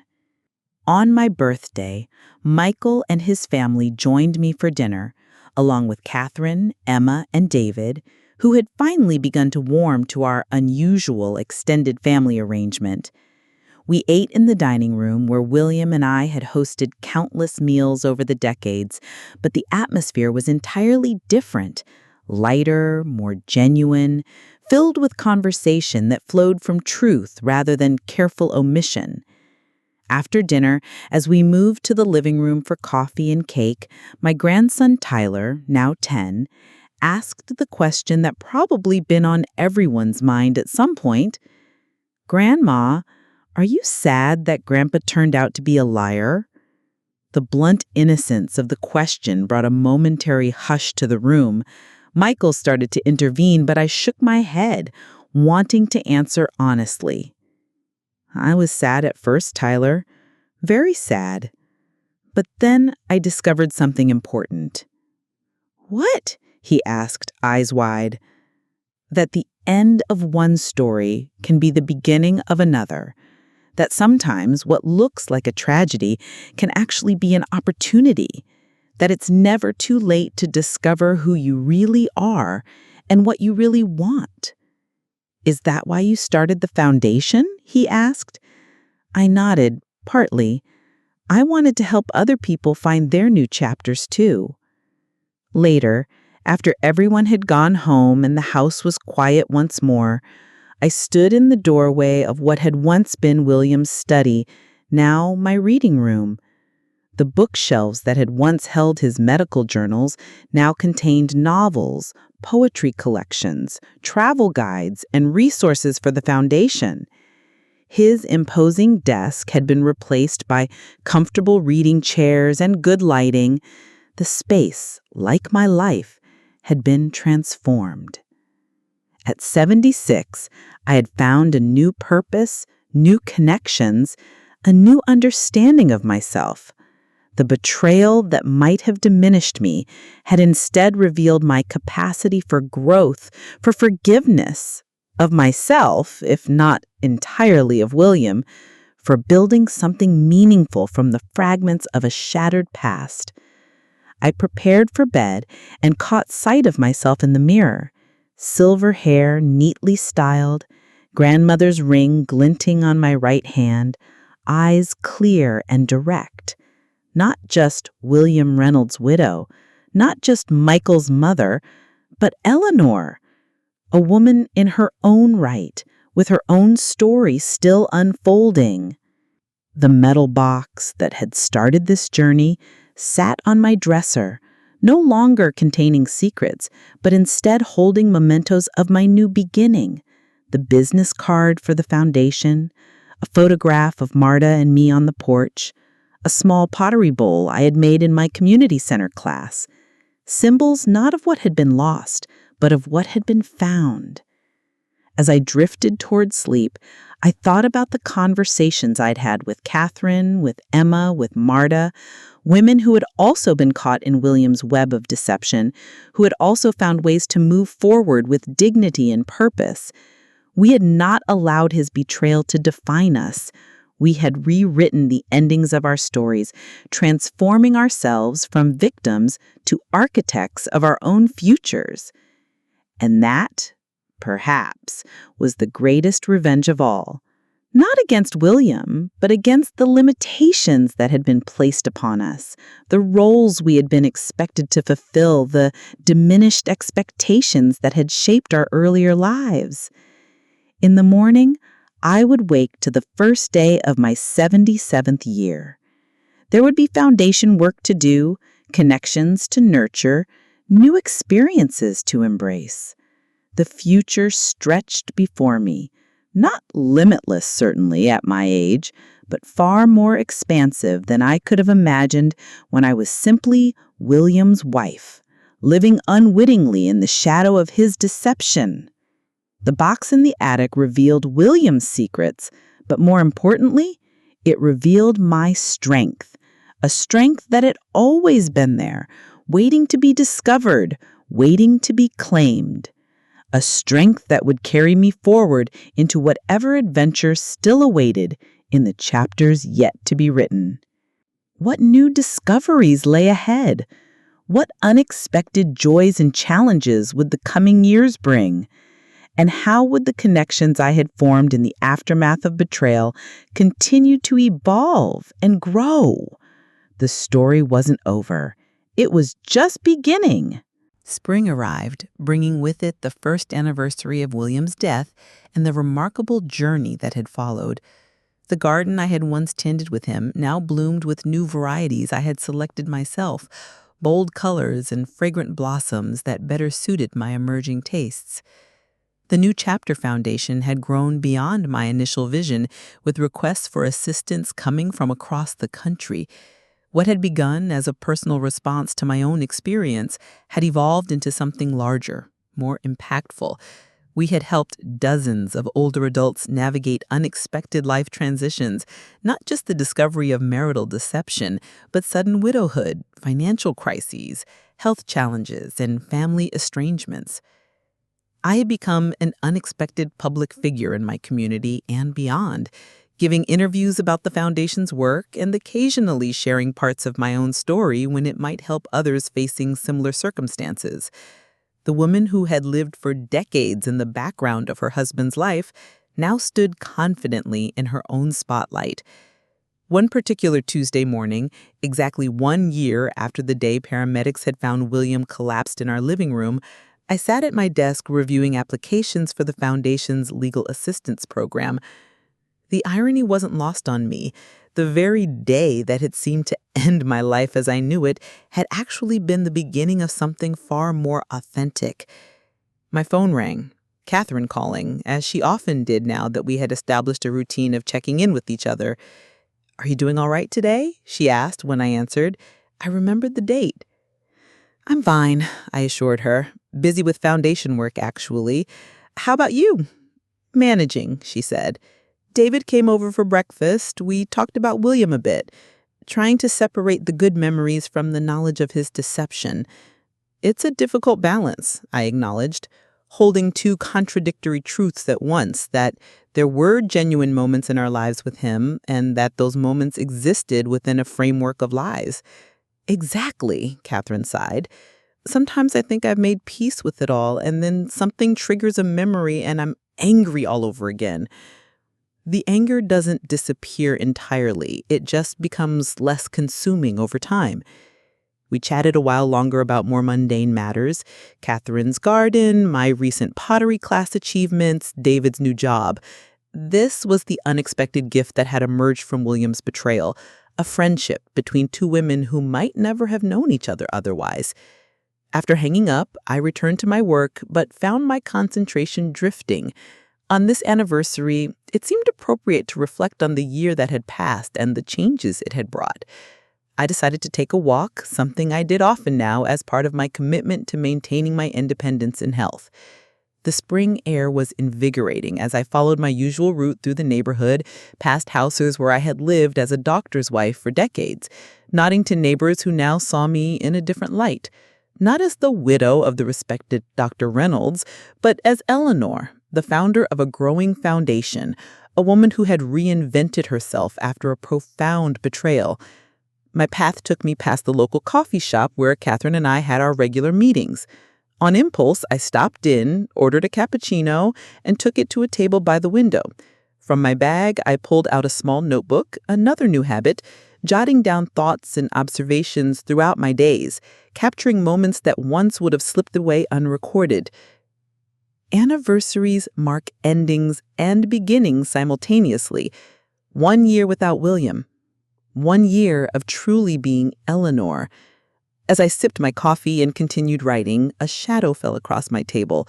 I looked up to see David standing there, a tentative smile on his face. "Eleanor," he said, "Mom mentioned you might be having a difficult day. I was passing by and saw you through the window." I gestured to the chair across from me. "Join me? I'm actually doing fine, but I'd welcome the company." David sat, setting his own coffee on the table.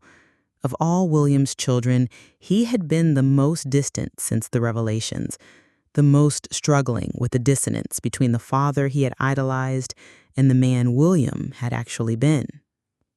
"I was just thinking about the past year," I said. How much has changed? How much I've changed? David nodded. I've been doing the same. Mom and I talked about Dad this morning, about trying to find some way to remember him that acknowledges both the good and the bad. Have you found that way? I asked. He shrugged, a gesture so like William's that it made my heart twist momentarily. Not completely, but I'm working on it. The anger isn't as overwhelming as it was at first. That's progress, I said. The anger never completely disappears, but it becomes less consuming. That's exactly what Mom said you'd say, David smiled. You two have become quite the pair, haven't you? The Wives Club.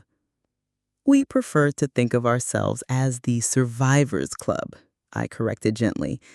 Women who have reclaimed their lives after decades of deception. David looked down at his coffee. I've been meaning to ask you something about the foundation. What about it? Do you need help with the financial literacy programs? Mom mentioned you were expanding that area, and it's kind of my wheelhouse. The offer surprised me. David had kept his distance from the foundation activities, unlike Catherine and Emma, who had been involved from the beginning. We absolutely could use your expertise, I said. We're developing workshops for older adults who suddenly find themselves managing finances they weren't previously involved with. Like you did, David observed. Like I did, though I was fortunate to have the resources to hire professional help. Many people aren't so lucky. We spent the next half hour discussing how David might contribute to the foundation's work.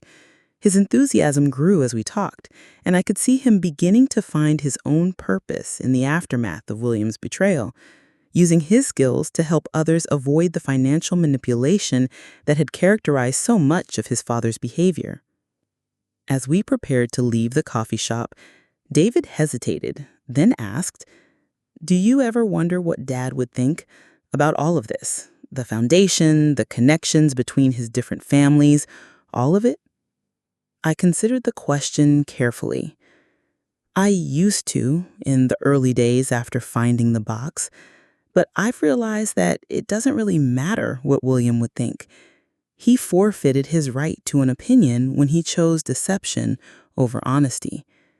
What matters is what we think, what we choose to build from the ruins he left behind. David nodded slowly. I like that perspective. It's freeing. Exactly, I said. Freedom is what I found this past year. Freedom from William's narrative, from the role he assigned me, from the limitations I had accepted for so long. We parted with plans for David to attend the next foundation board meeting. As I walked home, I reflected on how the circle of connections continued to widen. Michael, Catherine, Emma, Marta, and Lucia, all finding ways to create something meaningful from the chaos William had left in his wake. Back at home, I made myself a light lunch and took it to my reading room, the space that most symbolized my transformation. The shelves now held not just books, but photographs, new ones taken over the past year. Michael and his family at Christmas, Catherine, Emma, and me at a foundation event, Marta and Lucia during their visit, images of the life I was building, not the one that had been built around me. The afternoon mail brought a postcard from Marta, a colorful scene of Costa Rican wildlife. Thinking of you on this anniversary, she had written, finding joy in the new connections that emerged from pain. I propped the postcard on my desk, another reminder of the unexpected gifts that had come from William's betrayal. A daughter I never knew I had, in a sense, not biologically, of course, but a connection that felt increasingly familial as our correspondence continued. Later that evening, Emma called from Seattle, where she was attending a cybersecurity conference. Just checking in, she said. Mom mentioned what day it is. I'm touched by everyone's concern, but I'm doing well. Better than well, actually. It feels like a milestone, a full year of my new life. You've accomplished so much in that year. The foundation, the connections you've built, the way you've reinvented yourself. It's inspiring, you know? I never set out to inspire anyone. I was just trying to make sense of my life after everything I thought I knew collapsed around me. That's why it's inspiring, Emma said. Because it's authentic. You didn't choose this path. It was forced upon you by Dad's deception. But what you've done with it, how you've responded, that was your choice. After we hung up, I found myself pondering Emma's words. Choice. It was at the heart of everything that had happened in the past year. William had made choices, devastating ones, built on deception and compartmentalization. But in the aftermath, I too had made choices about how to respond, how to rebuild, how to transform betrayal into growth. The evening was mild, perfect for sitting on the porch with a glass of wine and watching the neighborhood settle into dusk. As darkness fell, lights came on in surrounding houses, each one representing lives being lived, stories unfolding, choices being made. 1 year ago, I had been a different woman, a widow in shock, just beginning to discover the extent of her husband's betrayal. Now I sat on the same porch, in the same rocking chair, but with a profoundly different understanding of myself and my place in the world. The metal box that had started it all now sat on a shelf in my reading room, no longer a container of secrets, but a reminder of my journey. I had considered getting rid of it, donating it perhaps, or even ceremonially disposing of it to symbolize moving on. But in the end, I had decided to keep it, not as a relic of William's deception, but as a testament to my own resilience. My phone chimed with a text message from Michael. "Thinking of you today? Dinner tomorrow?"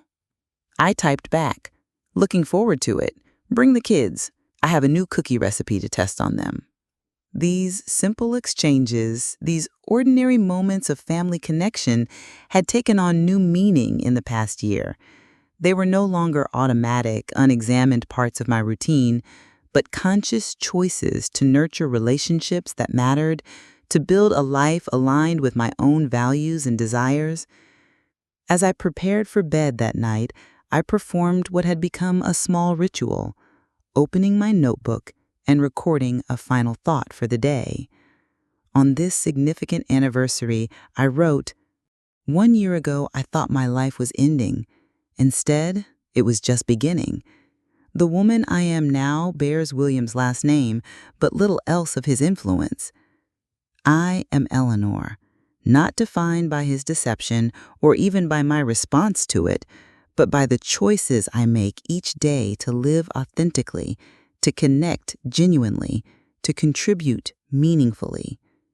The box in the attic revealed William's secrets, but more importantly, it revealed my own strength. A strength that had always been there, waiting to be discovered, waiting to be claimed. A strength that will carry me forward into whatever adventures still await in the chapters yet to be written. I closed the notebook and placed it on my nightstand, ready for tomorrow's entries, tomorrow's reflections, tomorrow's discoveries. The anniversary had passed not in grief or anger, but in quiet appreciation for the unexpected journey of the past year. In the darkness of my bedroom, I found myself smiling. William had underestimated me. Michael had underestimated me. For a time, I had even underestimated myself.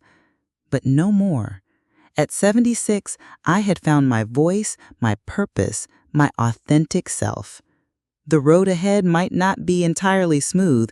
There would still be moments of anger, of grief, of questioning. But it was my road now, chosen consciously, traveled with awareness. The box in the attic revealed William's secrets, but more importantly, it revealed my own strength, a strength that had always been there, waiting to be discovered, waiting to be claimed. a strength that will carry me forward into whatever adventures still await in the chapters yet to be written. The box in the attic revealed William's secrets. Instead, it had set me free.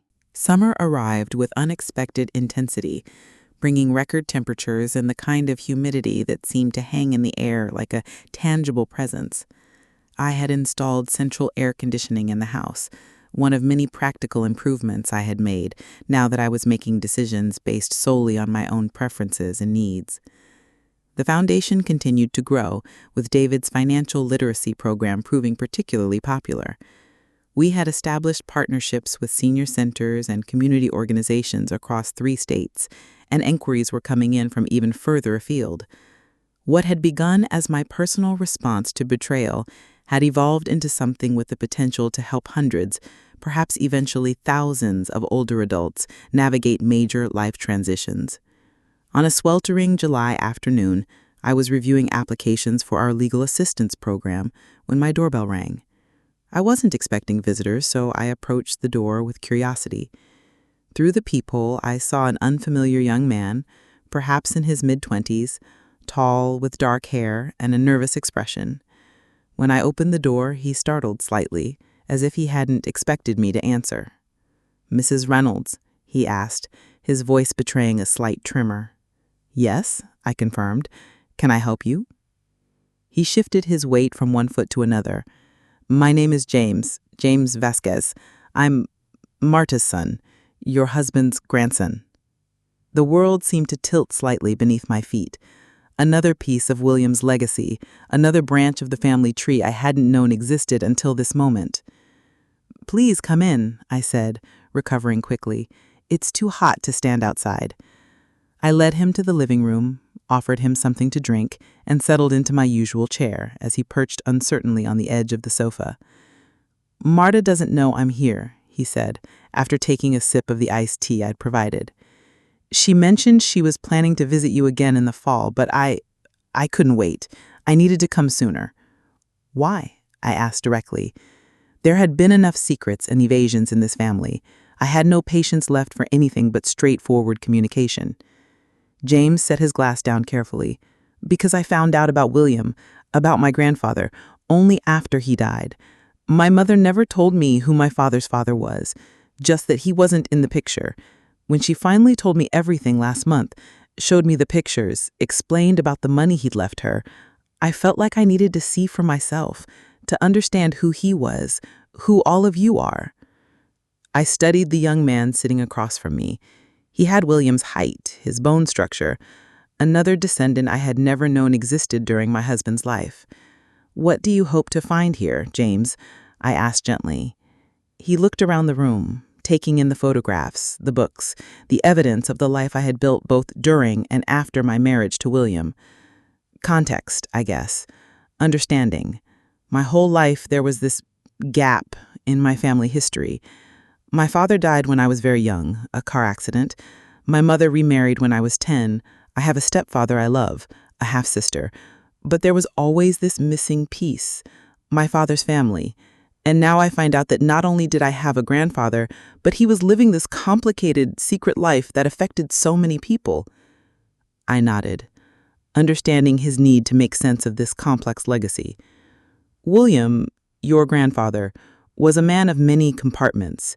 He kept each part of his life separate from the others. No one knew the whole truth until after he died. Even you, his wife?"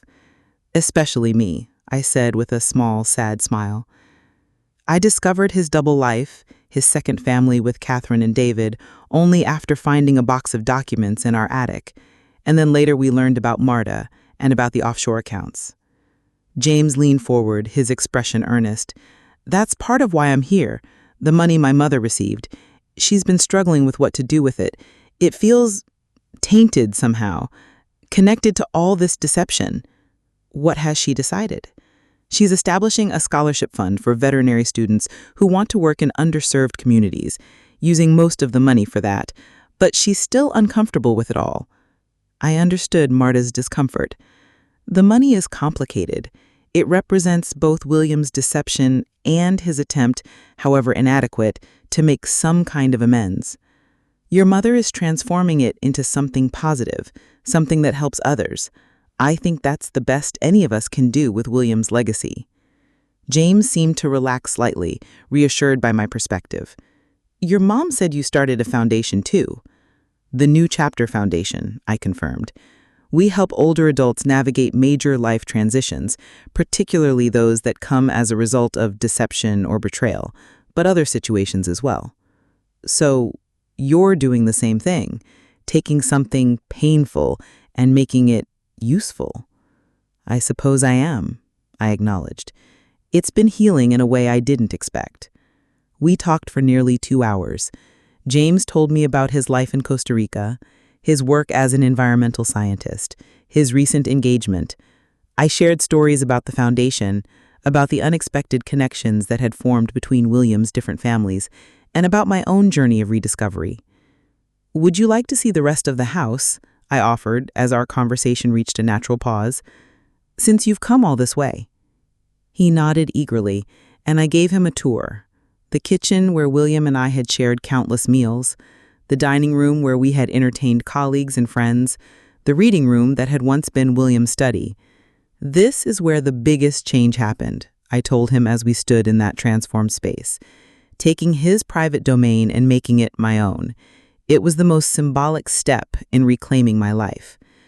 James examined the bookshelves, the comfortable reading chairs, the desk where I now conducted foundation business.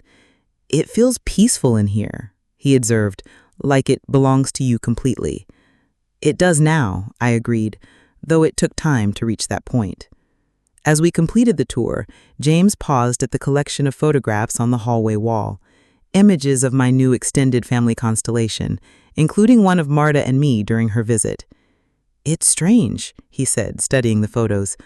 All these connections that wouldn't exist if not for William's deception. It's like something good came from something bad. Life is rarely simple enough to be categorized as entirely good or entirely bad, I replied. Even William's betrayal, as devastating as it was, created possibilities for new relationships, new understandings, new purposes. That doesn't justify what he did, but it does remind us that growth can emerge from even the most painful circumstances.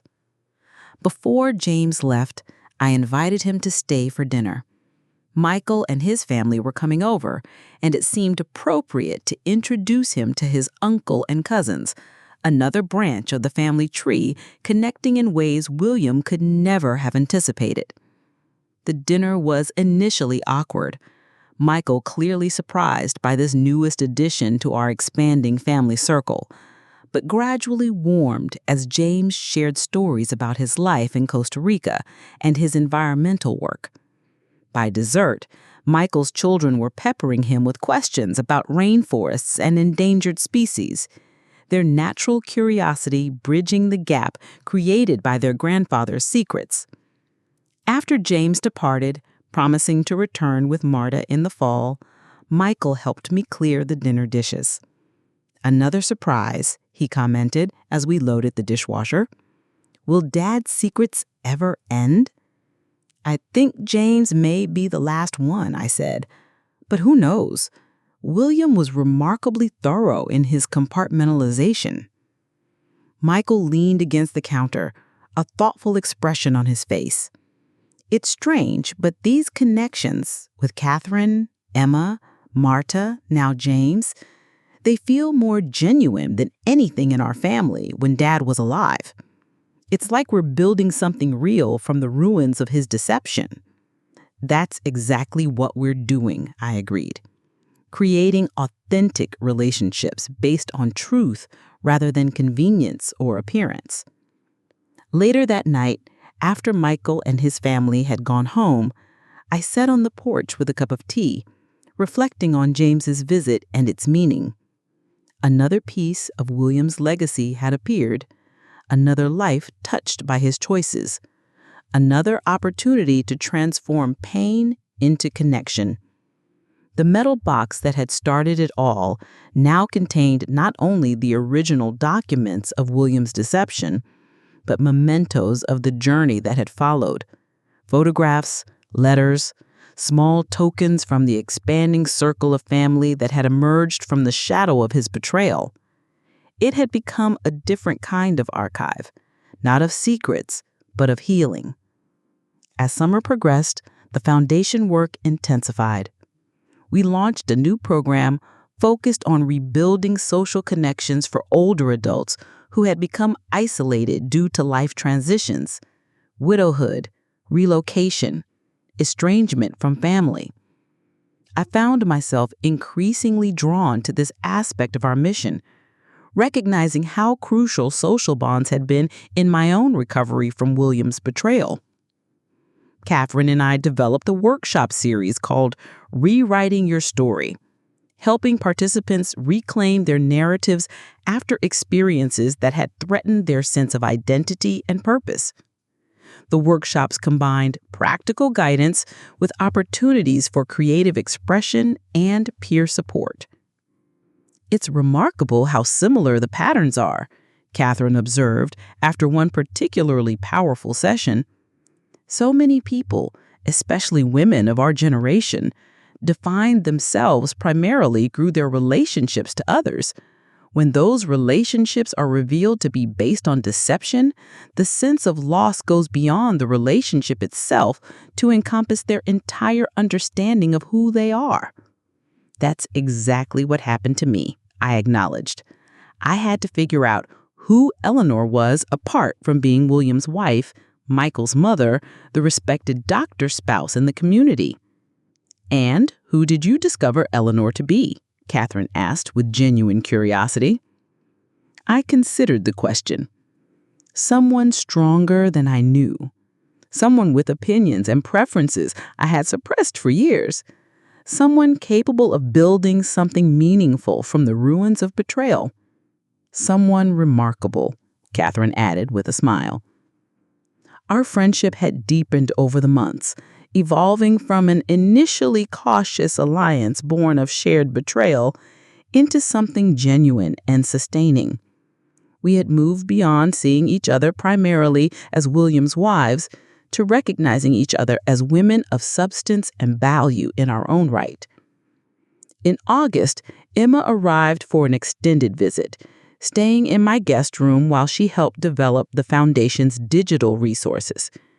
Having her in the house brought a different energy, the perspective of a younger generation, the technical expertise I lacked, the direct, no-nonsense approach that had allowed her to see through William's deception long before the rest of us.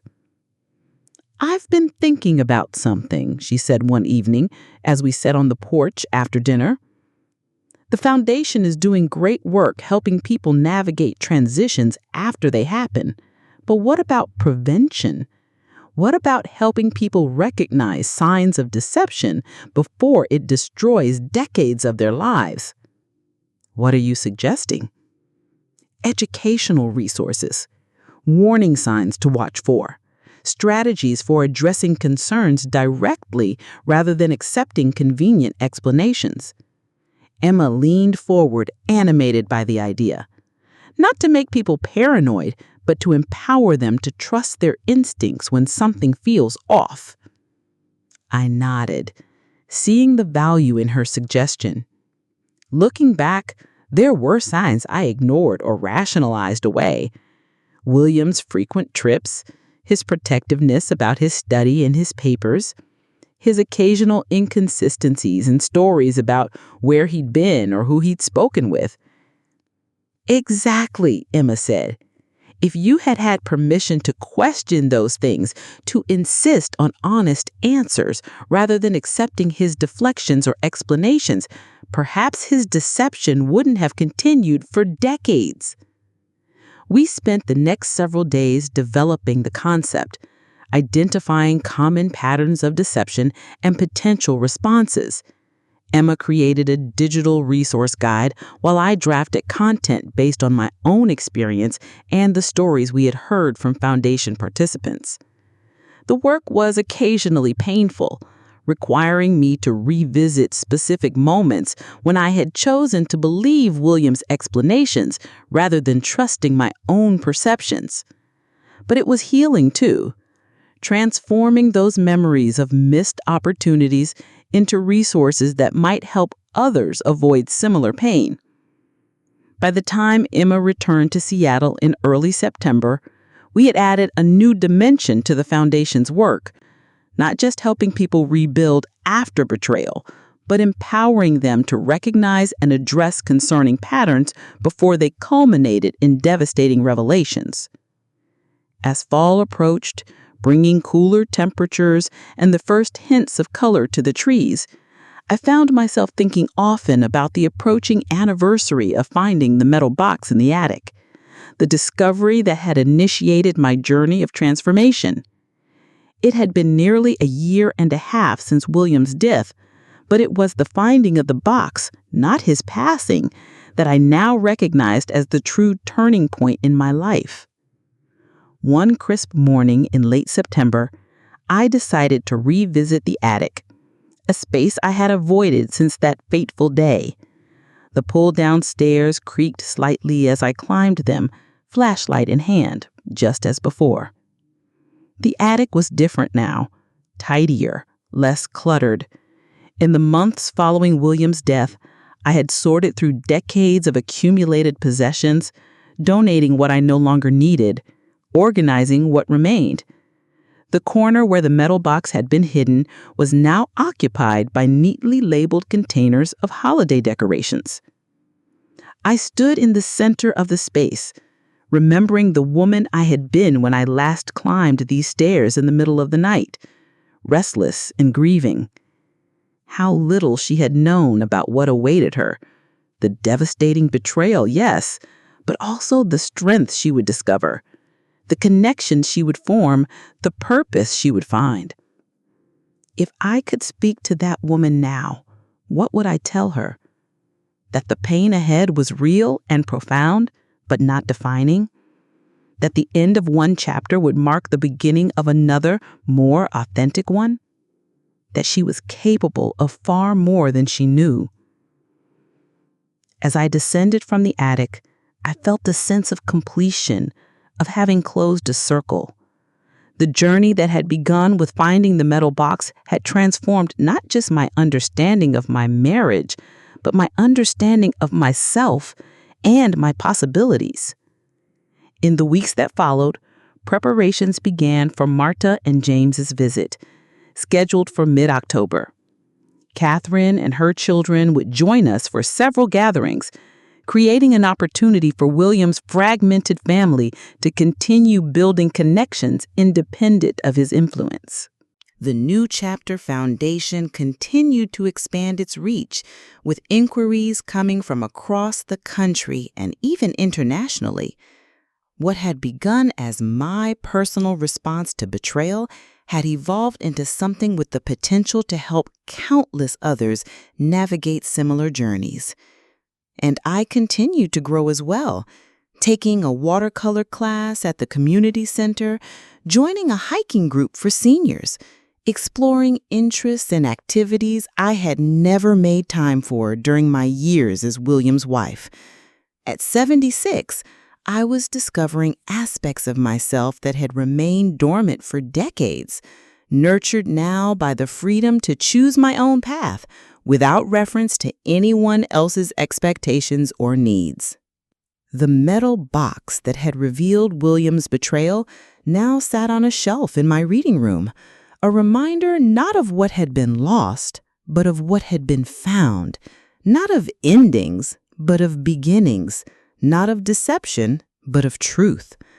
In the attic, I had discovered the extent of my husband's betrayal, but more importantly, I had embarked on a journey that led me to discover myself, the woman who had always existed beneath the roles and expectations, the woman who had emerged stronger and more authentic from the ruins of a marriage built on lies. The box in the attic had opened a door I never knew existed, and I had walked through it into a life of my own making, a life richer, more purposeful, and more genuinely connected than I could have imagined when I was simply William Reynolds' wife. What new discoveries awaited in the chapters still to be written? What deeper understandings? What unexpected connections? What further evolution of the self I was continuing to discover? The journey that had begun with betrayal now continued with anticipation, with openness, with a hard-won wisdom that transformed even uncertainty into opportunity. The box in the attic had revealed secrets that could have destroyed me. Instead, it had set me free. Winter descended early that year, bringing snowfall in November and a persistent chill that settled over the town. I welcomed the changing season, finding beauty in the stark landscapes and quiet mornings that winter brought. The foundation had established a permanent office downtown with a small staff and regular programming. What had begun as my personal project had evolved into a community resource, recognized nationally for its innovative approach to supporting older adults through major life transitions. As the holiday season approached, I found myself contemplating how to honor this new chapter in my life. The previous Christmas had been a tentative affair, my first without William, but also my first with the knowledge of his deception. I had hosted a small gathering for Michael and his family, maintaining traditions while acknowledging that everything had changed. This year would be different.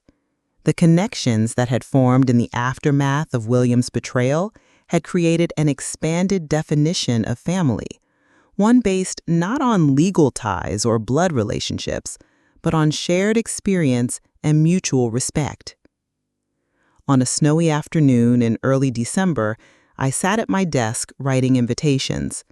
Not the formal printed cards William had always preferred, but personal notes in my own handwriting. Invitations to a holiday gathering that would bring together all the branches of this unusual family tree. Michael and his family, of course, Catherine, David, and Emma, Marta and James, who had confirmed they would travel from Costa Rica for the holidays, even Diane Becker, whose legal guidance had been so crucial in those early days of discovery. The guest list represented the journey of the past year and a half, the transformation of betrayal into connection, of secrets into shared understanding, of loss into new beginnings. As I addressed the final envelope, my phone rang. Emma, calling from Seattle. "I got your email about Christmas," she said after our initial greetings. "Are you sure about this? All of us together? It could be complicated," when I hesitated. I was going to say unprecedented, but yes, complicated too.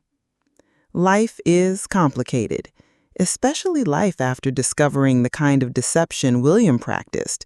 But I think there's value in acknowledging our connections and creating something authentic from the ruins of his lies. Creating a new kind of family, Emma mused, one he never intended. Exactly. One based on truth rather than deception, on choice rather than obligation.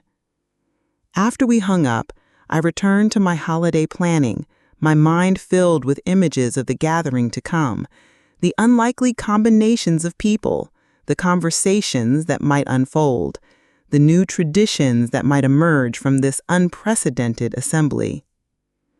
The weeks before Christmas passed in a flurry of preparation, both for the holiday gathering and for a major foundation event scheduled for January.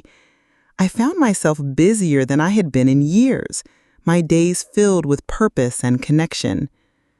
Marta and James arrived first, flying in from Costa Rica a week before Christmas. Despite the cold weather, a sharp contrast to their tropical home, they embraced the season, joining me for local holiday events and helping prepare the house for the gathering to come. "This is the first real winter holiday I've experienced," James told me as we hung wreaths on the front door. "Growing up in Costa Rica, Christmas was all about beaches and barbecues, not snow and pine trees." "And how do you find it?" I asked. He grinned, his breath visible in the cold air. "Magical, different, like stepping into one of those holiday movies my American friends always talked about.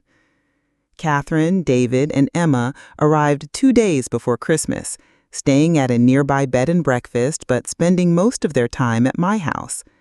The initial awkwardness, inevitable given the complex connections between us, gradually eased as we worked together on preparations, sharing stories and finding common ground beyond our connection to William.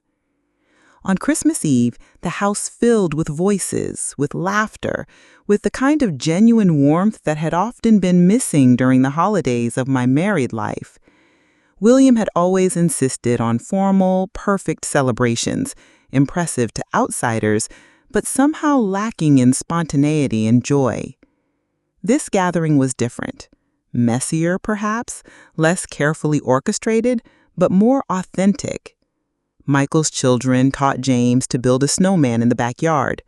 Catherine and Marta discovered a shared interest in gardening and spent hours exchanging tips and techniques. Emma and David debated technology trends, their previous distance giving way to the connection of siblings getting to know each other. As evening fell, we gathered in the living room for a casual dinner, another departure from William's insistence on formal holiday meals in the dining room. I looked around at the faces illuminated by candlelight, the family that had formed not through William's planning, but despite his deceptions. "I'd like to say something," I said, rising to my feet, glass in hand. The room quieted, all eyes turning toward me. 1.5 years ago, I thought I knew what family meant. I thought I understood my life and my place in it. I was wrong on both counts. I paused, looking at each face in turn. Michael, who had moved from complicity in his father's deception to genuine support of my journey. Catherine, who had evolved from the other woman to trusted friend. Emma, whose clear-eyed perspective had helped guide me through the darkest days. David, who had struggled most with his father's legacy but was finding his own path. Marta and James, the daughter and grandson William had acknowledged only in secret. "What I've learned," I continued, "is that family isn't defined by legal documents or shared names or even shared blood. It's defined by truth, by mutual respect, by the choice to be present in each other's lives even when, especially when, that presence isn't always comfortable or easy." I raised my glass higher. "So I want to toast all of you, my unlikely, unexpected, chosen family. The greatest gift to emerge from William's betrayal was the opportunity to know each of you, to build connections based on truth rather than convenience or appearance. Thank you for being part of this new chapter in all our lives." The response was immediate. Glasses raised, eyes bright with emotion, murmurs of agreement. In that moment, I felt the full circle of the journey that had begun with finding the metal box in the attic, from devastation to rebuilding, from isolation to connection, from a life defined by another's deception to one shaped by my own authentic choices. Later that night, after most of the guests had returned to their accommodations, Michael lingered, helping me with the final cleanup. "That was something I never could have imagined," he said as we loaded the dishwasher. "All of us together like that. Dad would have been horrified," I finished with a small smile. "All his carefully separated compartments all mixed together." Michael nodded, a thoughtful expression on his face. I used to think he was the most organized, most in control person I knew. Now I see it differently. All that compartmentalization wasn't strength. It was fear. Fear of being truly known, truly seen. "I think you're right," I agreed. William was afraid of authenticity, of vulnerability. He created these separate lives, these separate identities, because he couldn't bear to be one whole, imperfect person. And yet look what's come from it. Michael gestured around the room, where evidence of our gathering remained. Plates with cake crumbs, coffee cups, board games scattered on the coffee table. All these connections he never intended. All this authenticity he never wanted. Life has a way of finding truth eventually, even from the most carefully constructed lies. Christmas Day brought more gatherings, more shared meals, more opportunities for this unlikely family to build connections independent of William's influence. We exchanged gifts, not expensive or impressive ones as William would have insisted upon, but thoughtful, personal items that reflected growing understanding of each other's interests and preferences. Marta gave me a handcrafted bowl made by a Costa Rican artisan for your reading room, a new addition to the space that represents your independence. Catherine offered a set of gardening tools with ergonomic handles for the new varieties you mentioned wanting to plant in spring. Emma's gift was digital, a custom website for my personal writing, something I had begun exploring in recent months. Your stories deserve to be shared, she said simply. Michael and his family presented me with a photo album, not of past holidays or family events, but of foundation activities, community engagements, the new life I had built over the past year and a half.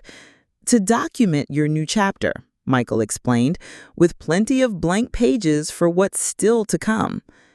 Each gift represented not just thoughtfulness, but recognition of who I had become, of the interests and passions I had discovered, of the life I was creating beyond the shadow of William's deception. My gifts to them reflected similar awareness, books chosen for specific interests, tools for particular hobbies, experiences rather than objects when possible. The exchange felt balanced, mutual, an acknowledgement of each person's individuality rather than a performance of holiday obligation. As the day progressed, I found myself occasionally stepping back, observing the interactions unfolding around me. Catherine and Michael engaged in animated conversation about foundation programs, Emma showing David a new app on her phone, Marta and James examining family photographs identifying William's features that had passed to subsequent generations. In these moments, I felt both present and slightly removed, aware of my central role in bringing these individuals together, yet conscious that the connections forming were taking on lives of their own, independent of my facilitation. It was, I realized, exactly what I had hoped for. Not a family centered around me as a replacement for William, but a network of relationships based on genuine interest and respect, capable of evolving in organic, authentic ways. The week between Christmas and New Year's brought quieter gatherings, small groups breaking off for coffee or meals, conversations deepening as initial politeness gave way to more honest exchanges. I made a point of spending time with each visitor, but also encouraged them to connect with each other without my mediation. On New Year's Eve, we gathered once more at my house, a smaller group than Christmas, as some had other commitments, but still representative of our unusual family constellation. As midnight approached, we stood on the back porch despite the cold, glasses of champagne in hand, watching the clear winter sky filled with stars. "Any resolutions for the new year, Eleanor?" Catherine asked as we waited for midnight. I considered the question. Not resolutions exactly, but intentions. To continue building the foundation, to explore new interests, to remain open to whatever opportunities emerge. To keep writing your own story, Emma suggested. Exactly, I agreed. Not defined by William's deception or even by my response to it, but by my own choices, my own values, my own authentic self. The clock struck midnight, and we raised our glasses in toast to the year ahead, to new beginnings, to the continuing journey of discovery that had emerged from the ruins of William's deception. As my guests departed the next day, returning to their various homes and lives, I felt not the emptiness I had feared, but a sense of fullness, of completion. The connections formed would continue, evolving and deepening over time. The unusual family we had created would remain part of my life, enriching it in ways I could never have anticipated when I first discovered William's betrayal. In the quiet of the house, after everyone had gone, I returned to my reading room, the space that most symbolized my transformation. On the desk lay a journal I had begun keeping shortly after finding the metal box, documenting my journey from devastation to rebuilding. I opened it to a blank page and began to write. The holiday gathering exceeded my expectations in every way. What might have been awkward or tense instead became a celebration of authenticity, of new beginnings, of connections formed not despite William's deception, but because of our collective decision to transform betrayal into something meaningful. Looking back at the woman I was before finding the box in the attic, I barely recognize her. So defined by her role as William's wife, so careful to maintain appearances, so unaware of her own strength and potential. The journey from that woman to who I am today has been painful at times, disorienting often, but ultimately liberating in ways I could never have imagined. The question that haunted me in those early days, who am I if not William's wife, has been answered not in a single revelation, but in the accumulated choices, discoveries, and connections of the past year and a half. I am Eleanor, Foundation Director, mentor, friend, mother, grandmother, and now center of an extended family formed through shared experience rather than conventional ties. The metal box that revealed William's deception now holds mementos of my journey, photographs, letters, small tokens from each step of the path that led me from devastation to rebuilding. It sits on my shelf not as a painful reminder of deception, but as a testament to resilience, to the capacity for growth that lies within even the most devastating circumstances. As I enter this new year, I do so not with the trepidation of the newly betrayed widow, but with the confidence of a woman who has discovered her own strength, claimed her own voice, and created a life aligned with her authentic self. The box in the attic opened a door I never knew existed, and walking through that door led me not to an ending, but to a beginning, to the discovery that at any age, under any circumstances, it is possible to reclaim your story, to find your voice, to become more fully yourself than you ever imagined possible.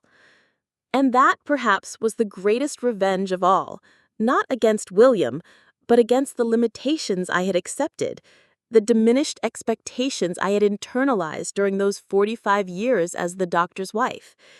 The box in the attic revealed William's betrayal, but more importantly, it revealed my own strength, a strength that had always been there, waiting to be discovered, waiting to be claimed, a strength that would carry me forward into whatever adventures still awaited in the chapters yet to be written.